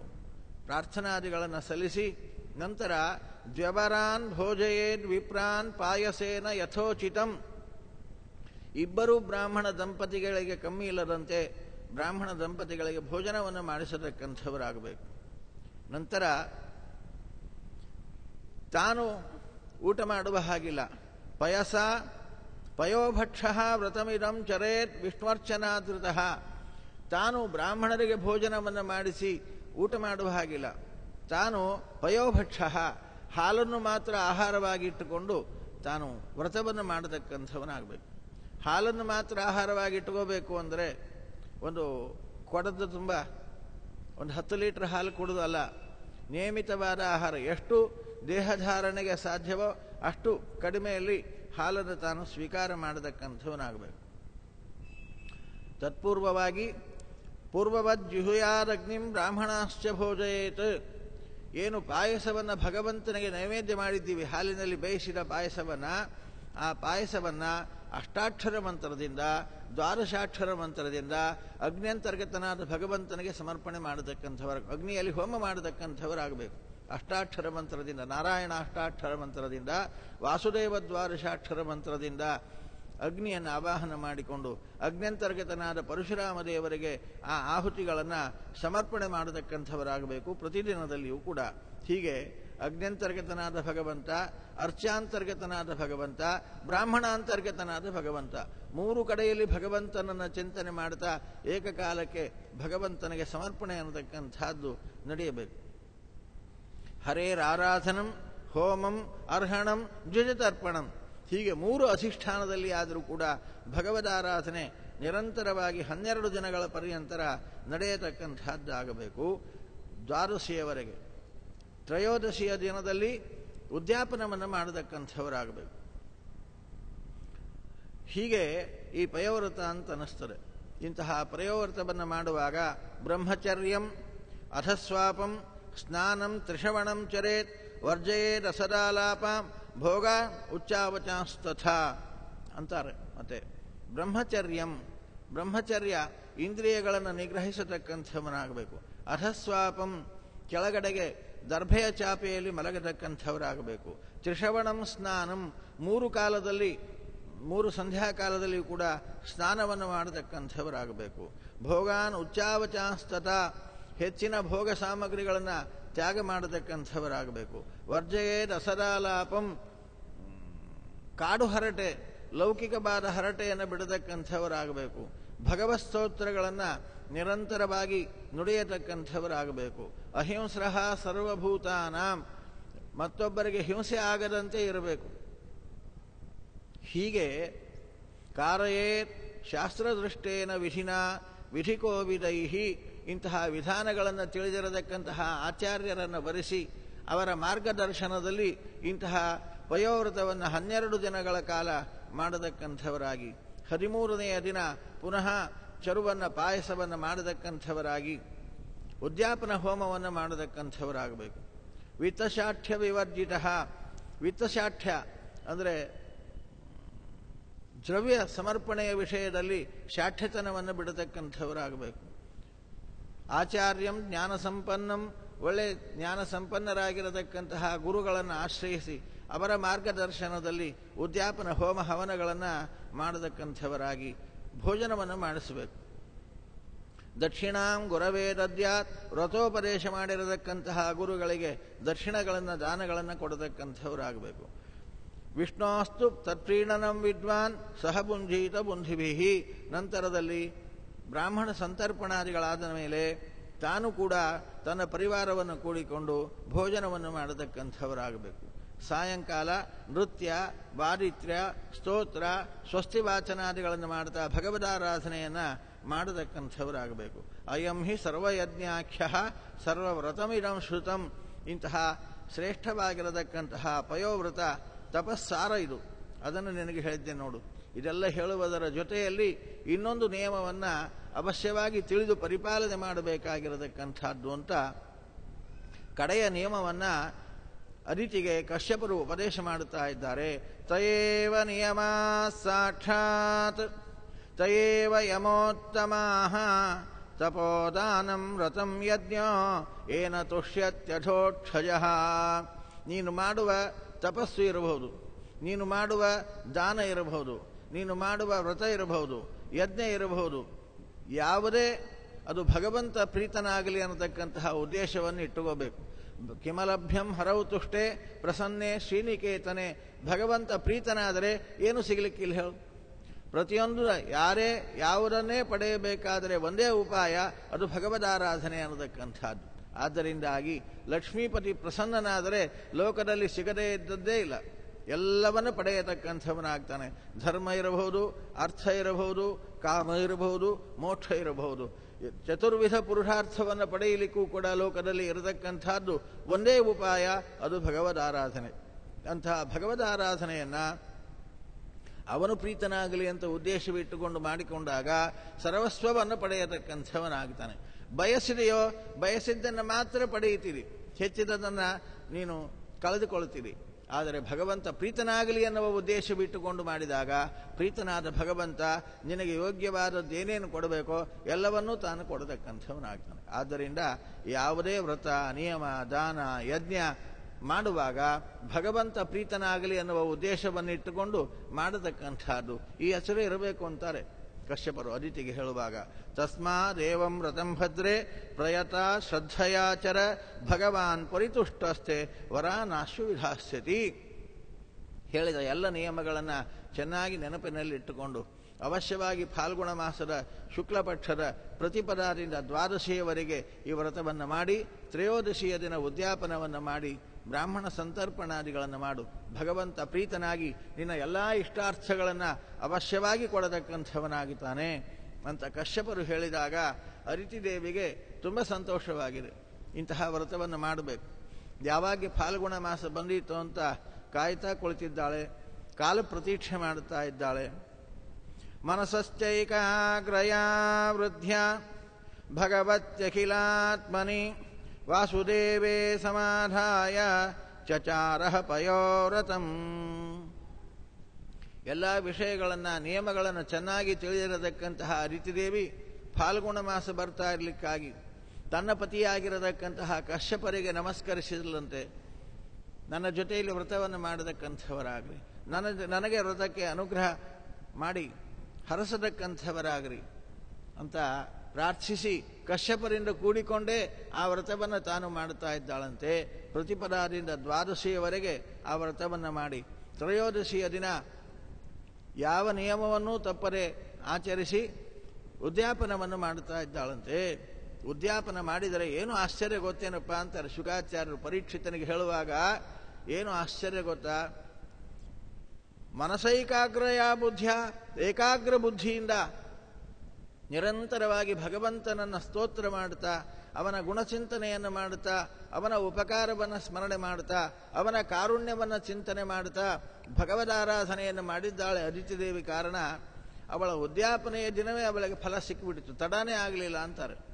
ಎಂತಹ ಫಲವನ್ನು ಪಡೆದಿದ್ದಾಳೆ ಅದಿತಿದೇವಿ ಅಂದರೆ ತಸ್ಯಾಹ ಪ್ರಾದುರಭೂತ್ನಾಥ ಭಗವಾನ್ ಆದಿಪೂರುಷಃ ಪೀಠವಾಸಾಶ್ಚತುರ್ಬಾಹು ಶಂಖಚಕ್ರ ಗದಾಧರಃ. ಭಗವಂತ ಅವಳಿಗೆ ದರ್ಶನವನ್ನೇ ಕೊಟ್ಟು ಬಿಟ್ಟಿದ್ದಾನೆ. ಕಶ್ಯಪ ಅದಿತಿಯರು ಉದ್ಯಾಪನೆಯ ದಿನದಲ್ಲಿ ಭಗವಂತನನ್ನು ಸಾಕ್ಷಾತ್ಕಾರ ಪಡೆದಿದ್ದಾರೆ. ಭಗವಂತನನ್ನು ಸಾಕ್ಷಾತ್ತಾಗಿ ನೋಡುತ್ತಾ ಇದ್ದಾರೆ. ಆದಿಪುರುಷಃ ಪೀಠವಾಸಾಹ ಚತುರ್ಬಾಹು ಶಂಖಚಕ್ರ ಗದಾಧರಃ. ಪೀತಾಂಬರಧಾರಿಯಾಗಿ ಶಂಖಚಕ್ರ ಗದಾಧಾರಿಯಾಗಿ ಭಗವಂತ ತನ್ನ ರೂಪವನ್ನು ಪ್ರಕಟಗೊಳಿಸಿದಾಗ ಕಣ್ಣಿಗೆ ಕಂಡಿರತಕ್ಕಂತಹ ರೂಪವನ್ನು ನೋಡಿ ಸಹಸೋತ್ಥಾಯ ಸಾದರಂ, ತಮಗೆ ಗೊತ್ತಿಲ್ಲದಂತೆ ಎದ್ದು ಬಿಟ್ಟಿದ್ದಾರಂತೆ ಕಶ್ಯಪ ಅದಿತಿಯರು. ನೋಡುತ್ತಾರೆ ಭಗವಂತನ ಅದ್ಭುತವಾದ ರೂಪ. ಸಾಷ್ಟಾಂಗ ನಮಸ್ಕಾರ ಮಾಡಿದ್ದಾರಂತೆ. ನಮಸ್ಕಾರ ಮಾಡಿ ಎದ್ದು ಕೈ ಮುಗಿದು ನಿಂತಿದ್ದಾರೆ. ಸ್ತೋತ್ರ ಮಾಡಬೇಕು ಅಂತಾರೆ. ಆನಂದ ಜಾಲಕುಲೇಕ್ಷಣ ಬಭೂವ ತೂಷ್ಣೀಂ ಪುಲಕಾಲಕಾಕೃತಿ ತದ್ದರ್ಶನಾತ್ಯುತ್ಸವ ಗಾತ್ರವೇ ಪಥು ಅಂತಾರೆ ಶುಕಾಚಾರ್ಯರು. ಆ ಅದ್ಭುತವಾದ ಆನಂದ ಮೂರ್ತಿ ಕಣ್ಣೆದುರಿಗೆ ನಿಂತಾಗ ಆ ರೂಪವನ್ನು ನೋಡುತ್ತಾ ಆನಂದ ಪುಲಕಿತರಾಗಿರತಕ್ಕಂತಹ ಕಶ್ಯಪ ಅದಿತಿಯರಿಗೆ ಆ ಆನಂದ ಬಾಷ್ಪಗಳು ಸುರಿಯುತ್ತಾ ಇದೆ. ಸ್ತೋತ್ರ ಮಾಡಬೇಕು ಅಂದ್ರೆ ಕಂಠ ಗದ್ಗದಿತವಾಗಿರತಕ್ಕಂತಹದ್ದಾಗಿದೆಯಂತೆ. ಪ್ರೀತ್ಯ ಶನೈಹಿ ಗದ್ಗದಯಾಗಿರಾ ಹರಿಂ ತುಷ್ಟಾವಸ ದೇವ್ಯದಿತಿ ಕುರುದ್ವಹ. ಹೇ ಪರೀಕ್ಷಿತ, ಅಂತಹ ಆನಂದ ಬಾಷ್ಪಗಳನ್ನು ಸುರಿಸ್ತಾ ಗದ್ಗದವಾದ ಕಂಠದಿಂದಲೇ ಆ ರೂಪವನ್ನು ಕಣ್ತುಂಬ ತುಂಬಿಕೊಂಡು ಸ್ತೋತ್ರ ಮಾಡುತ್ತಾ ಇದ್ದಾಳಂತೆ ಅದಿತಿದೇವಿ. ಯಜ್ಞೇಶ ಯಜ್ಞ ಪುರುಷಾಚ್ಯುತ ತೀರ್ಥಪಾದ ತೀರ್ಥಶ್ರವಶ್ರವಣ ಮಂಗಲ ನಾಮಧೇಯ ಆಪನ್ನ ಲೋಕ ರುಜಿನೋಪಶಮೋದಯಾದ್ಯ ಶನ್ನಕೃಧೀಶ ಭಗವನ್ನವಸನ್ನನಾಥ ವಿಶ್ವಾಯ ವಿಶ್ವಭವನ ಸ್ಥಿತಿ ಸಂಯಮಾಯ ಸ್ವೈರಂ ಗೃಹೀತ ಪುರುಷಕ್ತಿ ಗುಣಾಯ ಭೂಮ್ನೆ ಸ್ವಸ್ಥಾಯ ಶಶ್ವದುಪಬೃಂಹಿತ ಪೂರ್ಣಬೋಧ ವ್ಯಾಪಾರಿತಾತ್ಮತಮಸೇ ಹರಯೇ ನಮಸ್ತೆ. ನಮಸ್ಕಾರ ಮಾಡಿ ಪ್ರಾರ್ಥನೆ ಮಾಡುತ್ತಾ ಇದ್ದಾಳಂತೆ ಅದಿತಿದೇವಿ. ಹೇ ಯಜ್ಞೇಶ, ನಾವು ಮಾಡಿದ ಯಜ್ಞದ ಸಮಗ್ರ ಆಹುತಿಗಳನ್ನು ಯಾವ ಹೆಸರಿನಿಂದ ಆಹುತಿಗಳನ್ನು ಹಾಕಿದರೂ ಮುಖ್ಯವಾಗಿ ಸ್ವೀಕಾರ ಮಾಡತಕ್ಕಂತಹ ಯಜ್ಞಪುರುಷ ನೀನಾಗಿರತಕ್ಕಂಥವನಾಗಿದ್ದೀರಿ. ಯಾವುದೇ ಹೆಸರಿನಿಂದ ನಾವು ಆಹುತಿಗಳನ್ನು ಹಾಕಿದರೂ ಮುಖ್ಯವಾಗಿ ಆಹುತಿಯನ್ನು ಸ್ವೀಕಾರ ಮಾಡತಕ್ಕಂಥವನು ಯಜ್ಞಪುರುಷ ನಾರಾಯಣ ನೀನಾಗಿರತಕ್ಕಂಥವನಾಗಿದ್ದೀರಿ. ಎಲ್ಲ ಹೆಸರುಗಳು ನಿನ್ನದಾಗಿರತಕ್ಕಂತಹದ್ದಾಗಿದೆ. ಆದ್ದರಿಂದ ತೀರ್ಥಪಾದ ಪರಮ ಪವಿತ್ರವಾಗಿರತಕ್ಕಂತಹ ಸ್ವರೂಪ ಮಂಗಲಾನಾಂಚ ಮಂಗಲಂ. ಯಾವ ನಿನ್ನ ಸ್ಮರಣೆ, ನಿನ್ನ ನಾಮ ಸಂಕೀರ್ತನೆಯ ಶ್ರವಣ ಪ್ರತಿಯೊಂದೂ ಮಂಗಲಕರವಾಗಿರತಕ್ಕಂಥದ್ದು. ನಿನ್ನ ಸ್ಮರಣೆಯೇ ಮಂಗಲ ನಮಗೆ ಸ್ವಾಮಿ. ಅಪವಿತ್ರ ಪವಿತ್ರೋವ ಸರ್ವಾವಸ್ಥಾಂಗತೋಪಿ ವಾ ಯಸ್ಮರೇತ್ ಪುಂಡರೀಕಾಕ್ಷಂ ಸಬಾಹ್ಯಾಭ್ಯಂತರ ಶುಚಿ ಅಂತ ಜ್ಞಾನಿಗಳು ಹೇಳುತ್ತಾ ಇದ್ದಾರೆ. ನಿನ್ನ ಸ್ಮರಣೆಯಿಂದ ಉಂಟಾಗತಕ್ಕಂತಹ ಪಾವಿತ್ರ್ಯ ಉಳಿದ ಯಾವುದರಿಂದಲೂ ಉಂಟಾಗಲಾರದು. ಇಂತಹ ಪರಮ ಮಂಗಲ ನಾಮಧೇಯ, ಪರಮ ಮಂಗಲ ಸ್ವರೂಪ ಶ್ರವಣ, ನಿನ್ನ ಕಥಾಶ್ರವಣವೂ ಕೂಡ ನಮ್ಮನ್ನು ಪವಿತ್ರ ಮಾಡತಕ್ಕಂತಹದ್ದಾಗಿದೆ. ಇಂತಹ ಮಂಗಲ ಸ್ವರೂಪನಾಗಿರತಕ್ಕಂತಹ ನಿನ್ನಲ್ಲಿ ಶರಣಾಗತಿ ಹೊಂದಿದ್ದೀವಿ. ಲೋಕದಲ್ಲಿ ನೀನು ಅನೇಕ ಸಲ ಅವತರಿಸಿದ್ದುಂಟು. ಯಾಕೆ? ಆಪನ್ನ ಲೋಕ ರುಜಿನೋಪಶಮೋದಯಾದ್ಯ. ಯಾರು ರುಜಿನೋಪಶಮ ಆರ್ತರಾಗಿ ನಿನ್ನಲ್ಲಿ ಪ್ರಾರ್ಥನೆ ಮಾಡ್ತಾರೋ ಅವರ ಆರ್ತಿಯನ್ನು ಪರಿಹಾರ ಮಾಡುವುದಕ್ಕೋಸ್ಕರವಾಗಿ ನೀನು ಅವತರಿಸಿ ಅವರ ಸಮಗ್ರ ದುಃಖಗಳನ್ನು ಪರಿಹಾರ ಮಾಡುವುದಕ್ಕೋಸ್ಕರವಾಗಿ ಶರಣಾಗತಿ ಬಂದ ಶರಣಾಗತರ ದುಃಖಗಳನ್ನು ಪರಿಹಾರ ಮಾಡುವುದಕ್ಕೋಸ್ಕರವಾಗಿ ಅವತರಿಸತಕ್ಕಂತಹ ಹೇ ಒಡೆಯ, ನಿನ್ನಲ್ಲಿ ಶರಣಾಗತಿ ಬಂದಿದ್ದೀವಿ. ರಕ್ಷಣೆಯನ್ನು ಮಾಡತಕ್ಕಂಥವನಾಗು. ನೀನು ದೀನನಾಥನಾಗಿರತಕ್ಕಂಥವನಾಗಿದ್ದೀರಿ. ದೀನರಾದವರಲ್ಲಿ ಕೃಪೆ ಮಾಡತಕ್ಕಂಥವ. ಲೋಕದಲ್ಲಿ ಕೆಳಗೆ ಬಿದ್ದವರನ್ನು ಕೈ ಹಿಡಿದು ಎತ್ತುವವರಿಲ್ಲ. ನೀನು ಪತಿತ ಪಾವನ, ಬಿದ್ದವರನ್ನು ಹಿಡಿದು ಮೇಲೆತ್ತುವ ಕರುಣಾಮೂರ್ತಿ. ಹೇ ಕರುಣಾಮೂರ್ತೆ, ಜಗತ್ತಿನ ಸೃಷ್ಟಿ ಸ್ಥಿತಿಲಯಗಳಿಗೋಸ್ಕರವಾಗಿ, ಜಗತ್ತಿನ ಸ್ಥಿತಿಗೋಸ್ಕರವಾಗಿ, ಜಗತ್ತಿನ ರಕ್ಷಣೆಗೋಸ್ಕರವಾಗಿ ಶರಣಾಗತ ವತ್ಸಲನಾಗಿರತಕ್ಕಂತಹ ನೀನು ಅವತರಿಸಿ ತೋರತಕ್ಕಂತಹ ಕರುಣೆ ಅದು ಅಪಾರವಾಗಿರತಕ್ಕಂಥದ್ದು ಅಂತ ಭಕ್ತಿಯಿಂದ ಅರಿತಿದೇವಿ ತಾನು ಪ್ರಾರ್ಥಿಸಿದಾಗ ಅವಳ ಪ್ರಾರ್ಥನೆಗಳನ್ನು ಕೇಳಿ ಭಗವಂತನಕ್ಕೂ ಮಾತನಾಡ್ತಾನೆ. ದೇವಮಾತರ್ಭವತ್ಯಾಮೆ ವಿಜ್ಞಾತಂ ಚಿರಕಾಂಕ್ಷಿತಂ ಯತ್ಸಪತ್ನೈಃ ಹೃತಶ್ರೀಣಾಂ ಬಾಧಿತಾನಾಂ ಸ್ವಧಾಮತಃ ತಾನ್ ವಿನಿರ್ಜಿಸ್ತ್ಯ ಸಮರೇ ದುರ್ಮದಾನ ಸುರರ್ಷಭಾನ್. ದೇವಮಾತ, ನನ್ನ ಪ್ರೀತಿಯಾಗುವಂತೆ ವ್ರತವನ್ನು ಮಾಡಿದಿ. ನಾನು ಸಾಕ್ಷಾತ್ಕೃತನಾದಾಗ ಮನಸ್ಸಿನಲ್ಲಿ ಏನು ಭಾವನೆ ಇತ್ತು ಅದನ್ನು ನೀನು ಕೇಳಲೇ ಇಲ್ಲ. ನನ್ನನ್ನು ನೋಡುವಾಗ ಅದೆಲ್ಲವನ್ನು ಮರೆತಿ. ಇದೇ ಭಗವದ್ ದರ್ಶನದ ಆನಂದ ಅನ್ನತಕ್ಕಂಥದ್ದು. ಭಗವಂತನನ್ನು ನೋಡುವಾಗ ಉಳಿದದ್ದು ಬೇಕನ್ನಿಸೋದೇ ಇಲ್ಲ. ಇದೇ ಆಶ್ಚರ್ಯಕರವಾಗಿರತಕ್ಕಂತಹ ಸಂಗತಿ. ತಾನು ಯಾಕಾಗಿ ವ್ರತ ಮಾಡಿದ್ದೆ, ಏನು ಪಡೆಯಬೇಕು ಎಲ್ಲ ಮರೆತೋಯ್ತು. ಆನಂದ ಮೂರ್ತಿಯನ್ನು ನೋಡುವಾಗ ಅರಿತಿದೇವಿಗೆ ಜಗತ್ತೇ ಮರೆತೋಯ್ತು. ಮಕ್ಕಳು ಮರೆತೋದ್ರು, ಅವರು ಕಳ್ಕೊಂಡದ್ದು ಮರೆತೋಯ್ತು, ಅದನ್ನು ಪಡೆಯಬೇಕು ಅನ್ನೋದು ಮರೆತೋಯ್ತು. ಭಗವಂತನ ರೂಪ ದರ್ಶನದ ಆ ಆನಂದದ ಮುಂದೆ ಎಲ್ಲವೂ ಕ್ಷುದ್ರವಾಗಿ ಕಾಣತಕ್ಕಂತಹದ್ದಾಗ್ತದೆ. ಅದಕ್ಕೋಸ್ಕರವಾಗಿ ಅರಿತಿದೇವಿ ಏನು ಕೇಳಿಕೊಳ್ಳದೆ ಆನಂದ ಮೂರ್ತಿಯನ್ನು ಸ್ತೋತ್ರ ಮಾಡಿದಾಗ ಭಗವಂತ ಅಂತಾನೆ, ಅಮ್ಮ ಅರಿತಿ, ನೀನು ಯಾಕಾಗಿ ವ್ರತ ಮಾಡಿದ್ದಿ ಅಂತ ನೀನು ಹೇಳ್ಕೊಳ್ಳಿಲ್ಲ, ಇಂತಹ ವರ ಕೊಡು ಅಂತ ನೀನು ಕೇಳಲಿಲ್ಲ. ಆದರೆ ನನಗೆ ಗೊತ್ತುಂಟು ನೀನು ಯಾಕಾಗಿ ವ್ರತವನ್ನು ಮಾಡಿದ್ದೆ ಅನ್ನೋದು ನನಗೆ ಗೊತ್ತುಂಟು. ನಿನಗೆ ಆ ವರವನ್ನು ನಾನು ಕೊಡ್ತೇನೆ ನೋಡು. ನಿನ್ನ ಮಕ್ಕಳು ಸ್ಥಾನಭ್ರಷ್ಟರಾಗಿ, ಐಶ್ವರ್ಯ ಭ್ರಷ್ಟರಾಗಿ, ಅಧಿಕಾರ ಭ್ರಷ್ಟರಾಗಿ ನಿನ್ನಿಂದ ಕಾಣದೆ ಬಹುದೂರದಲ್ಲಿ ಹೋಗಿದ್ದಾರೆ ಎನ್ನುವ ಚಿಂತೆ ಅಲ್ಲ ನಿನಗೆ. ನಿನ್ನ ಮಕ್ಕಳು ಪುನಃ ರಾಜ್ಯ ಪಡೆದದ್ದನ್ನು ನೀನು ನೋಡಬೇಕು ನಿನ್ನ ಕಣ್ಣಿಂದ. ಅಲ್ಲ, ನಾನು ಅದನ್ನು ಕೊಡ್ತೇನೆ ನಿನಗೆ. ನಿನ್ನ ಮಕ್ಕಳ ಶತ್ರುಗಳಾಗಿರತಕ್ಕಂತಹ ಅಸುರರನ್ನು ಆ ದೇವಲೋಕದಿಂದ ಇಳಿಸಿ ಪುನಃ ಇಂದ್ರನನ್ನು ಅಲ್ಲಿ ಕೂಡಿಸಿ ಅವರು ರಾಜ್ಯಭಾರ ಮಾಡುವುದನ್ನು ನಿನಗೆ ಕಣ್ಣಿಗೆ ತೋರಿಸ್ತೇನೆ. ಸಂತೋಷನಾ? ಅಥಾಪ್ಯುಪಾಯೋ ಮಮ ದೇವಿ ಚಿಂತ್ಯ ಸಂತೋಷಿತಸ್ತಸ್ಯ ವ್ರತಾರ್ಚಯಾತೆ ಮಮಾರ್ಚನಂ ನಾರ್ಹತಿ ಗಂತು ಮನ್ಯತ ಶ್ರದ್ಧಾನುರೂಪಂ ಫಲಹೇತುಕತ್ವಾತ್. ಅಮ್ಮ ರೀತಿ, ನನ್ನನ್ನು ಶ್ರದ್ಧೆಯಿಂದ ಯಾರು ಆರಾಧನೆ ಮಾಡ್ತಾರೋ ಅವರು ಅವರ ವ್ರತ ಆ ಪೂಜೆ ವ್ಯರ್ಥ ಆಯಿತು ಅಂತಿಲ್ಲ ಲೋಕದಲ್ಲಿ. ಅದು ಆಗಬಾರದು. ಅದಕ್ಕೋಸ್ಕರವಾಗಿ ನನ್ನನ್ನು ಈ 12 ದಿನಗಳ ಕಾಲ ಶ್ರದ್ಧೆಯಿಂದ ಭಕ್ತಿಯಿಂದ ಆರಾಧನೆ ಮಾಡಿದ್ದೀರಿ. ಆದ್ದರಿಂದಾಗಿ ನಿನ್ನ ಆರಾಧನೆ ವ್ಯರ್ಥ ಆಗೋದಿಲ್ಲ. ನಿನ್ನ ಮಕ್ಕಳಿಗೆ ರಾಜ್ಯ ಹೇಗೆ ಕೊಡಿಸಬೇಕು ಅನ್ನೋದನ್ನು ನಾನು ಚಿಂತೆ ಮಾಡಿಟ್ಟಿದ್ದೀನಿ, ಆಗಲೇ ಆಲೋಚನೆ ಮಾಡಿಬಿಟ್ಟಿದ್ದೀನಿ ನಿನಗಿಂತ ಮೊದಲು. ಅದೇನು ಅನ್ನೋದನ್ನು ನಿನಗೆ ಹೇಳಿ ನಿನ್ನನ್ನು ಸಂತೋಷಪಡಿಸ್ತೀನಿ ಕೇಳು. ಅಥಾಪ್ಯುಪಾಯೋ ಮಮ ದೇವಿ ಚಿಂತ್ಯ ಸಂಶಯನ ಪುತ್ರತ್ವಮುಪೇತ್ಯತೆ ಸುತಾನ್ ಪಾತಾಸ್ಮಿ ಮಾರೀಚ ತಪಸ್ವ್ಯವಸ್ಥಿತ. ನಾನು ನಿನಗೆ ಮಗನಾಗಿ ನಾನೇ ಅವತಾರ ಮಾಡಿ ಆ ದೈತ್ಯರಿಂದ ರಾಜ್ಯವನ್ನು ಅಪಹರಿಸಿ ನಿನ್ನ ಮಕ್ಕಳಿಗೆ ಪುನಃ ರಾಜ್ಯವನ್ನು ಕೊಟ್ಟು ನಿನ್ನನ್ನು ಸಂತೋಷಪಡಿಸತಕ್ಕಂಥವನಾಗ್ತಾನೆ. ಸಕಾಲಕ್ಕೆ ಕಶ್ಯಪರ ಗಮನ ಮಾಡು, ಗರ್ಭಧರಿಸು, ನಾನೇ ಗರ್ಭ ಪ್ರವೇಶ ಮಾಡ್ತೀನಿ, ನಾನೇ ನಿನಗೆ ಮಗನಾಗಿ ಅವತಾರ ಮಾಡ್ತೀನಿ, ಅವತರಿಸಿ ನಿನ್ನ ಮಕ್ಕಳಿಗೆ ಸುಖವನ್ನು ನಾನೇ ಕೊಡತಕ್ಕಂಥವನಾಗ್ತೀನಿ ಅಂತ ಧೈರ್ಯದ ಮಾತುಗಳನ್ನು ಹೇಳಿ ಅವಳನ್ನು ಸಂತೋಷಪಡಿಸಿ ಭಗವಂತ ಅಂತರ್ಧಾನನಾಗಿ ಬಿಟ್ಟಿದ್ದಾನಂತೆ. ಕಶ್ಯಪ ರೀತಿಯರಿಗೆ ಆನಂದವೋ ಆನಂದ. ನಂತರದಲ್ಲಿ ಸಕಾಲದಲ್ಲಿ ಋತುಕಾಲದಲ್ಲಿ ಗಮನ ಮಾಡಿದ್ದಾಳಂತೆ. ಕಶ್ಯಪರಿಂದ ಗರ್ಭಧಾರಣೆ ಮಾಡತಕ್ಕಂಥವಳಾಗಿದ್ದಾಳಂತೆ ಅದಿತಿ ದೇವಿ. ಅದಿತ್ಯಾ ನಿಹಿತಂ ಗರ್ಭಂ ಭಗವಂತಂ ಸನಾತನಂ ಹಿರಣ್ಯಗರ್ಭೋ ವಿಜ್ಞಾಯ ಸಮೀಡೆ ಗುಹ್ಯನಾಮಭಿಃ. ಆ ಕಾಲದಲ್ಲಿ ಬ್ರಹ್ಮದೇವರು ಭಗವಂತ ಅದಿತಿ ದೇವಿಯ ಗರ್ಭ ಪ್ರವೇಶ ಮಾಡಿದ್ದಾನೆ ಎನ್ನುವುದನ್ನು ತಿಳಿದು ಬ್ರಹ್ಮದೇವರು ಸಕಲ ದೇವತೆಗಳಿಂದ ಕೂಡಿಕೊಂಡು ಬಂದು ಗರ್ಭಸ್ತುತಿಯನ್ನು ಮಾಡಿದ್ದಾರನಂತ ನೋಡ್ರಿ. ಹಾಗೆ ಕೃಷ್ಣಾವತಾರ ಕಾಲಕ್ಕೆ ಗರ್ಭಸ್ತುತಿಯನ್ನು ಬ್ರಹ್ಮದೇವರು ಮಾಡಿದರೋ ಅದೇ ರೀತಿ ವಾಮನಾವತಾರ ಕಾಲಕ್ಕೂ ಕೂಡ ಬ್ರಹ್ಮದೇವರು ಬಂದು ಸ್ತೋತ್ರ ಮಾಡ್ತಾ ಇದ್ದಾರಂತೆ. ಜಯೋರುಗಾಯ ಭಗವನ್ನರುಕ್ರಮ ನಮೋಸ್ತುತೆ ನಮೋ ಬ್ರಹ್ಮಣ್ಯ ದೇವಾಯ ತ್ರಿಗುಣಾಯ ಗುಣೋಸ್ತುತೆ ಪ್ರಶ್ನಿಗರ್ಭಾಯ ದೇವಾಯ ವೇದಗರ್ಭಾಯ ವೇಧಸೆ.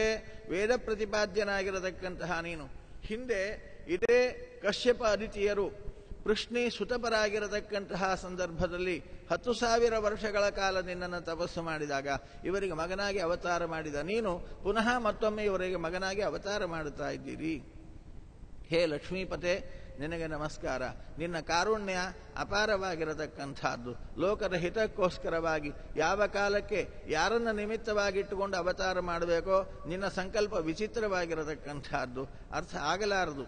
ಯಾರನ್ನು ಹೇಗೆ ಉದ್ಧಾರ ಮಾಡ್ತೀಯೋ ನಿನ್ನ ಸಂಕಲ್ಪ ಆಶ್ಚರ್ಯಕರವಾಗಿರತಕ್ಕಂಥದ್ದು ಸ್ವಾಮಿ ಅಂತ ಪ್ರಾರ್ಥಿಸಿ ಬ್ರಹ್ಮದೇವರು ಹೊರಟೋಗಿದ್ದಾರಂತೆ. ನಂತರದಲ್ಲಿ ಸುಕಾಲದಲ್ಲಿ ಭಗವಂತ ಅದಿತಿ ದೇವಿಯಲ್ಲಿ ಅವತಾರ ಮಾಡಿದ್ದಾನಂತೆ. ಶೋಣಾಯಾಮ್ ಶ್ರವಣದ್ವಾರಸ್ಯಾಂ ಮುಹೂರ್ತೆ ಅಭಿಜಿತಿ ಪ್ರಭು ದ್ವಾರಸ್ಯಾಂ ಸವಿತಾ ತಿಷ್ಠನ್ ಮಧ್ಯಂದಿನಗತೆ ಭೃಶಂ. ಭಾದ್ರಪದ ಮಾಸದ ಶುಕ್ಲಪಕ್ಷದ ದ್ವಾದಶಿ ಶ್ರವಣ ನಕ್ಷತ್ರದಲ್ಲಿ ಮಧ್ಯಾಹ್ನದ ವಿಜಯ ಅನ್ನತಕ್ಕಂತಹ ಮುಹೂರ್ತದಲ್ಲಿ ಭಗವಂತ ಅವತರಿಸಿದನಂತೆ ವಾಮನನಾಗಿ. ಅದೇನು ವಿಜಯಾಯೋಗ ಅಂತ ಕರೆಯುತ್ತಾರೆ. ಅದೇನು ವಿಜಯಾಯೋಗ? ಭಗವದವತಾರದ ವೈಶಿಷ್ಟ್ಯ. ಅಂತಹ ಅದ್ಭುತವಾದ ಕಾಲ ವಿಶೇಷ ಏನಾಗಿತ್ತು? ದೇವತೆಗಳು ಹೇಗೆ ಸಂತೋಷಪಟ್ಟರು? ವಾಮನಾವತಾರದಿಂದ ಅದಿತಿ ದೇವಿಗೆ ಮತ್ತೆ ಕಶ್ಯಪರಿಗೆ ಯಾವ ಆನಂದ ಆಯಿತು? ಆ ಆನಂದೋದ್ರೇಕದಲ್ಲಿ ಅವರು ಮುಂದೆ ಏನು ಕಾರ್ಯಕ್ರಮಗಳನ್ನು ಮಾಡಿದರು ತಮ್ಮ ಆಶ್ರಮದಲ್ಲಿ, ಅದ್ಭುತವಾದ ಕಥಾನಕವನ್ನು ಶುಕಾಚಾರ್ಯರು ಮುಂದಿನ ಅಧ್ಯಾಯದಲ್ಲಿ ನಿರೂಪಣೆ ಮಾಡ್ತಾರೆ. ನಾಳಿನ ಪ್ರವಚನದಲ್ಲಿ ವಾಮನ ಉಪನಯನ ಮಹೋತ್ಸವದ ಕಥೆಯನ್ನು, ಕಲ್ಯಾಣ ಮಹೋತ್ಸವದ ಕಥೆ ಎಲ್ಲ ಕಡೆಗೆ ಉಂಟು, ಉಪನಯನ ಮಹೋತ್ಸವದ ಕಥೆ ಇಲ್ಲ.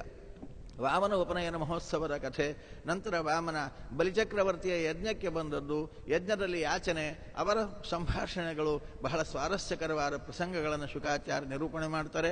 ನಾಳಿನ ಪ್ರವಚನದಲ್ಲಿ ಆ ವಿಷಯಗಳನ್ನು ಮತ್ತೆ ಶ್ರವಣ ಮಾಡೋಣವಂತೆ. ಮಧ್ವೇಶಾರ್ಪಣಮಸ್ತು. ವಿಶೇಷವಾಗಿ ದಶಾವತಾರಗಳಲ್ಲಿ ಭಗವಂತ ವಾಮನನಾಗಿ ಬಂದಿದ್ದಾನೆ. ಅಂತಹ ವಾಮನನ ಚರಿತ್ರೆಯನ್ನು ಆಚಾರ್ಯರು ವರ್ಣನೆ ಮಾಡ್ತಾ ಇಲ್ಲಿವರೆಗೆ ಅನೇಕ ಪ್ರಮೇಯಗಳನ್ನು ತಿಳಿಸಿಕೊಟ್ಟಿದ್ದಾರೆ. ಅವರಿಗೆ ಪರ್ಯಾಯ ಶ್ರೀಸೋದೆ ವಾದಿರಾಜ ಮಠದ ಪರವಾಗಿ ಅನಂತ ಧನ್ಯವಾದ ಹೇಳ್ತಾ, ಶ್ರೋತೃವೃಂದಕ್ಕೂ ಧನ್ಯವಾದ ಹೇಳ್ತಾ ಇವತ್ತಿನ ಧಾರ್ಮಿಕ ಪ್ರವಚನ ಕಾರ್ಯಕ್ರಮಕ್ಕೆ ಮಂಗಲವನ್ನು ಹೇಳುತ್ತೇವೆ. ಶ್ರೀಕೃಷ್ಣಾರ್ಪಣಮಸ್ತು.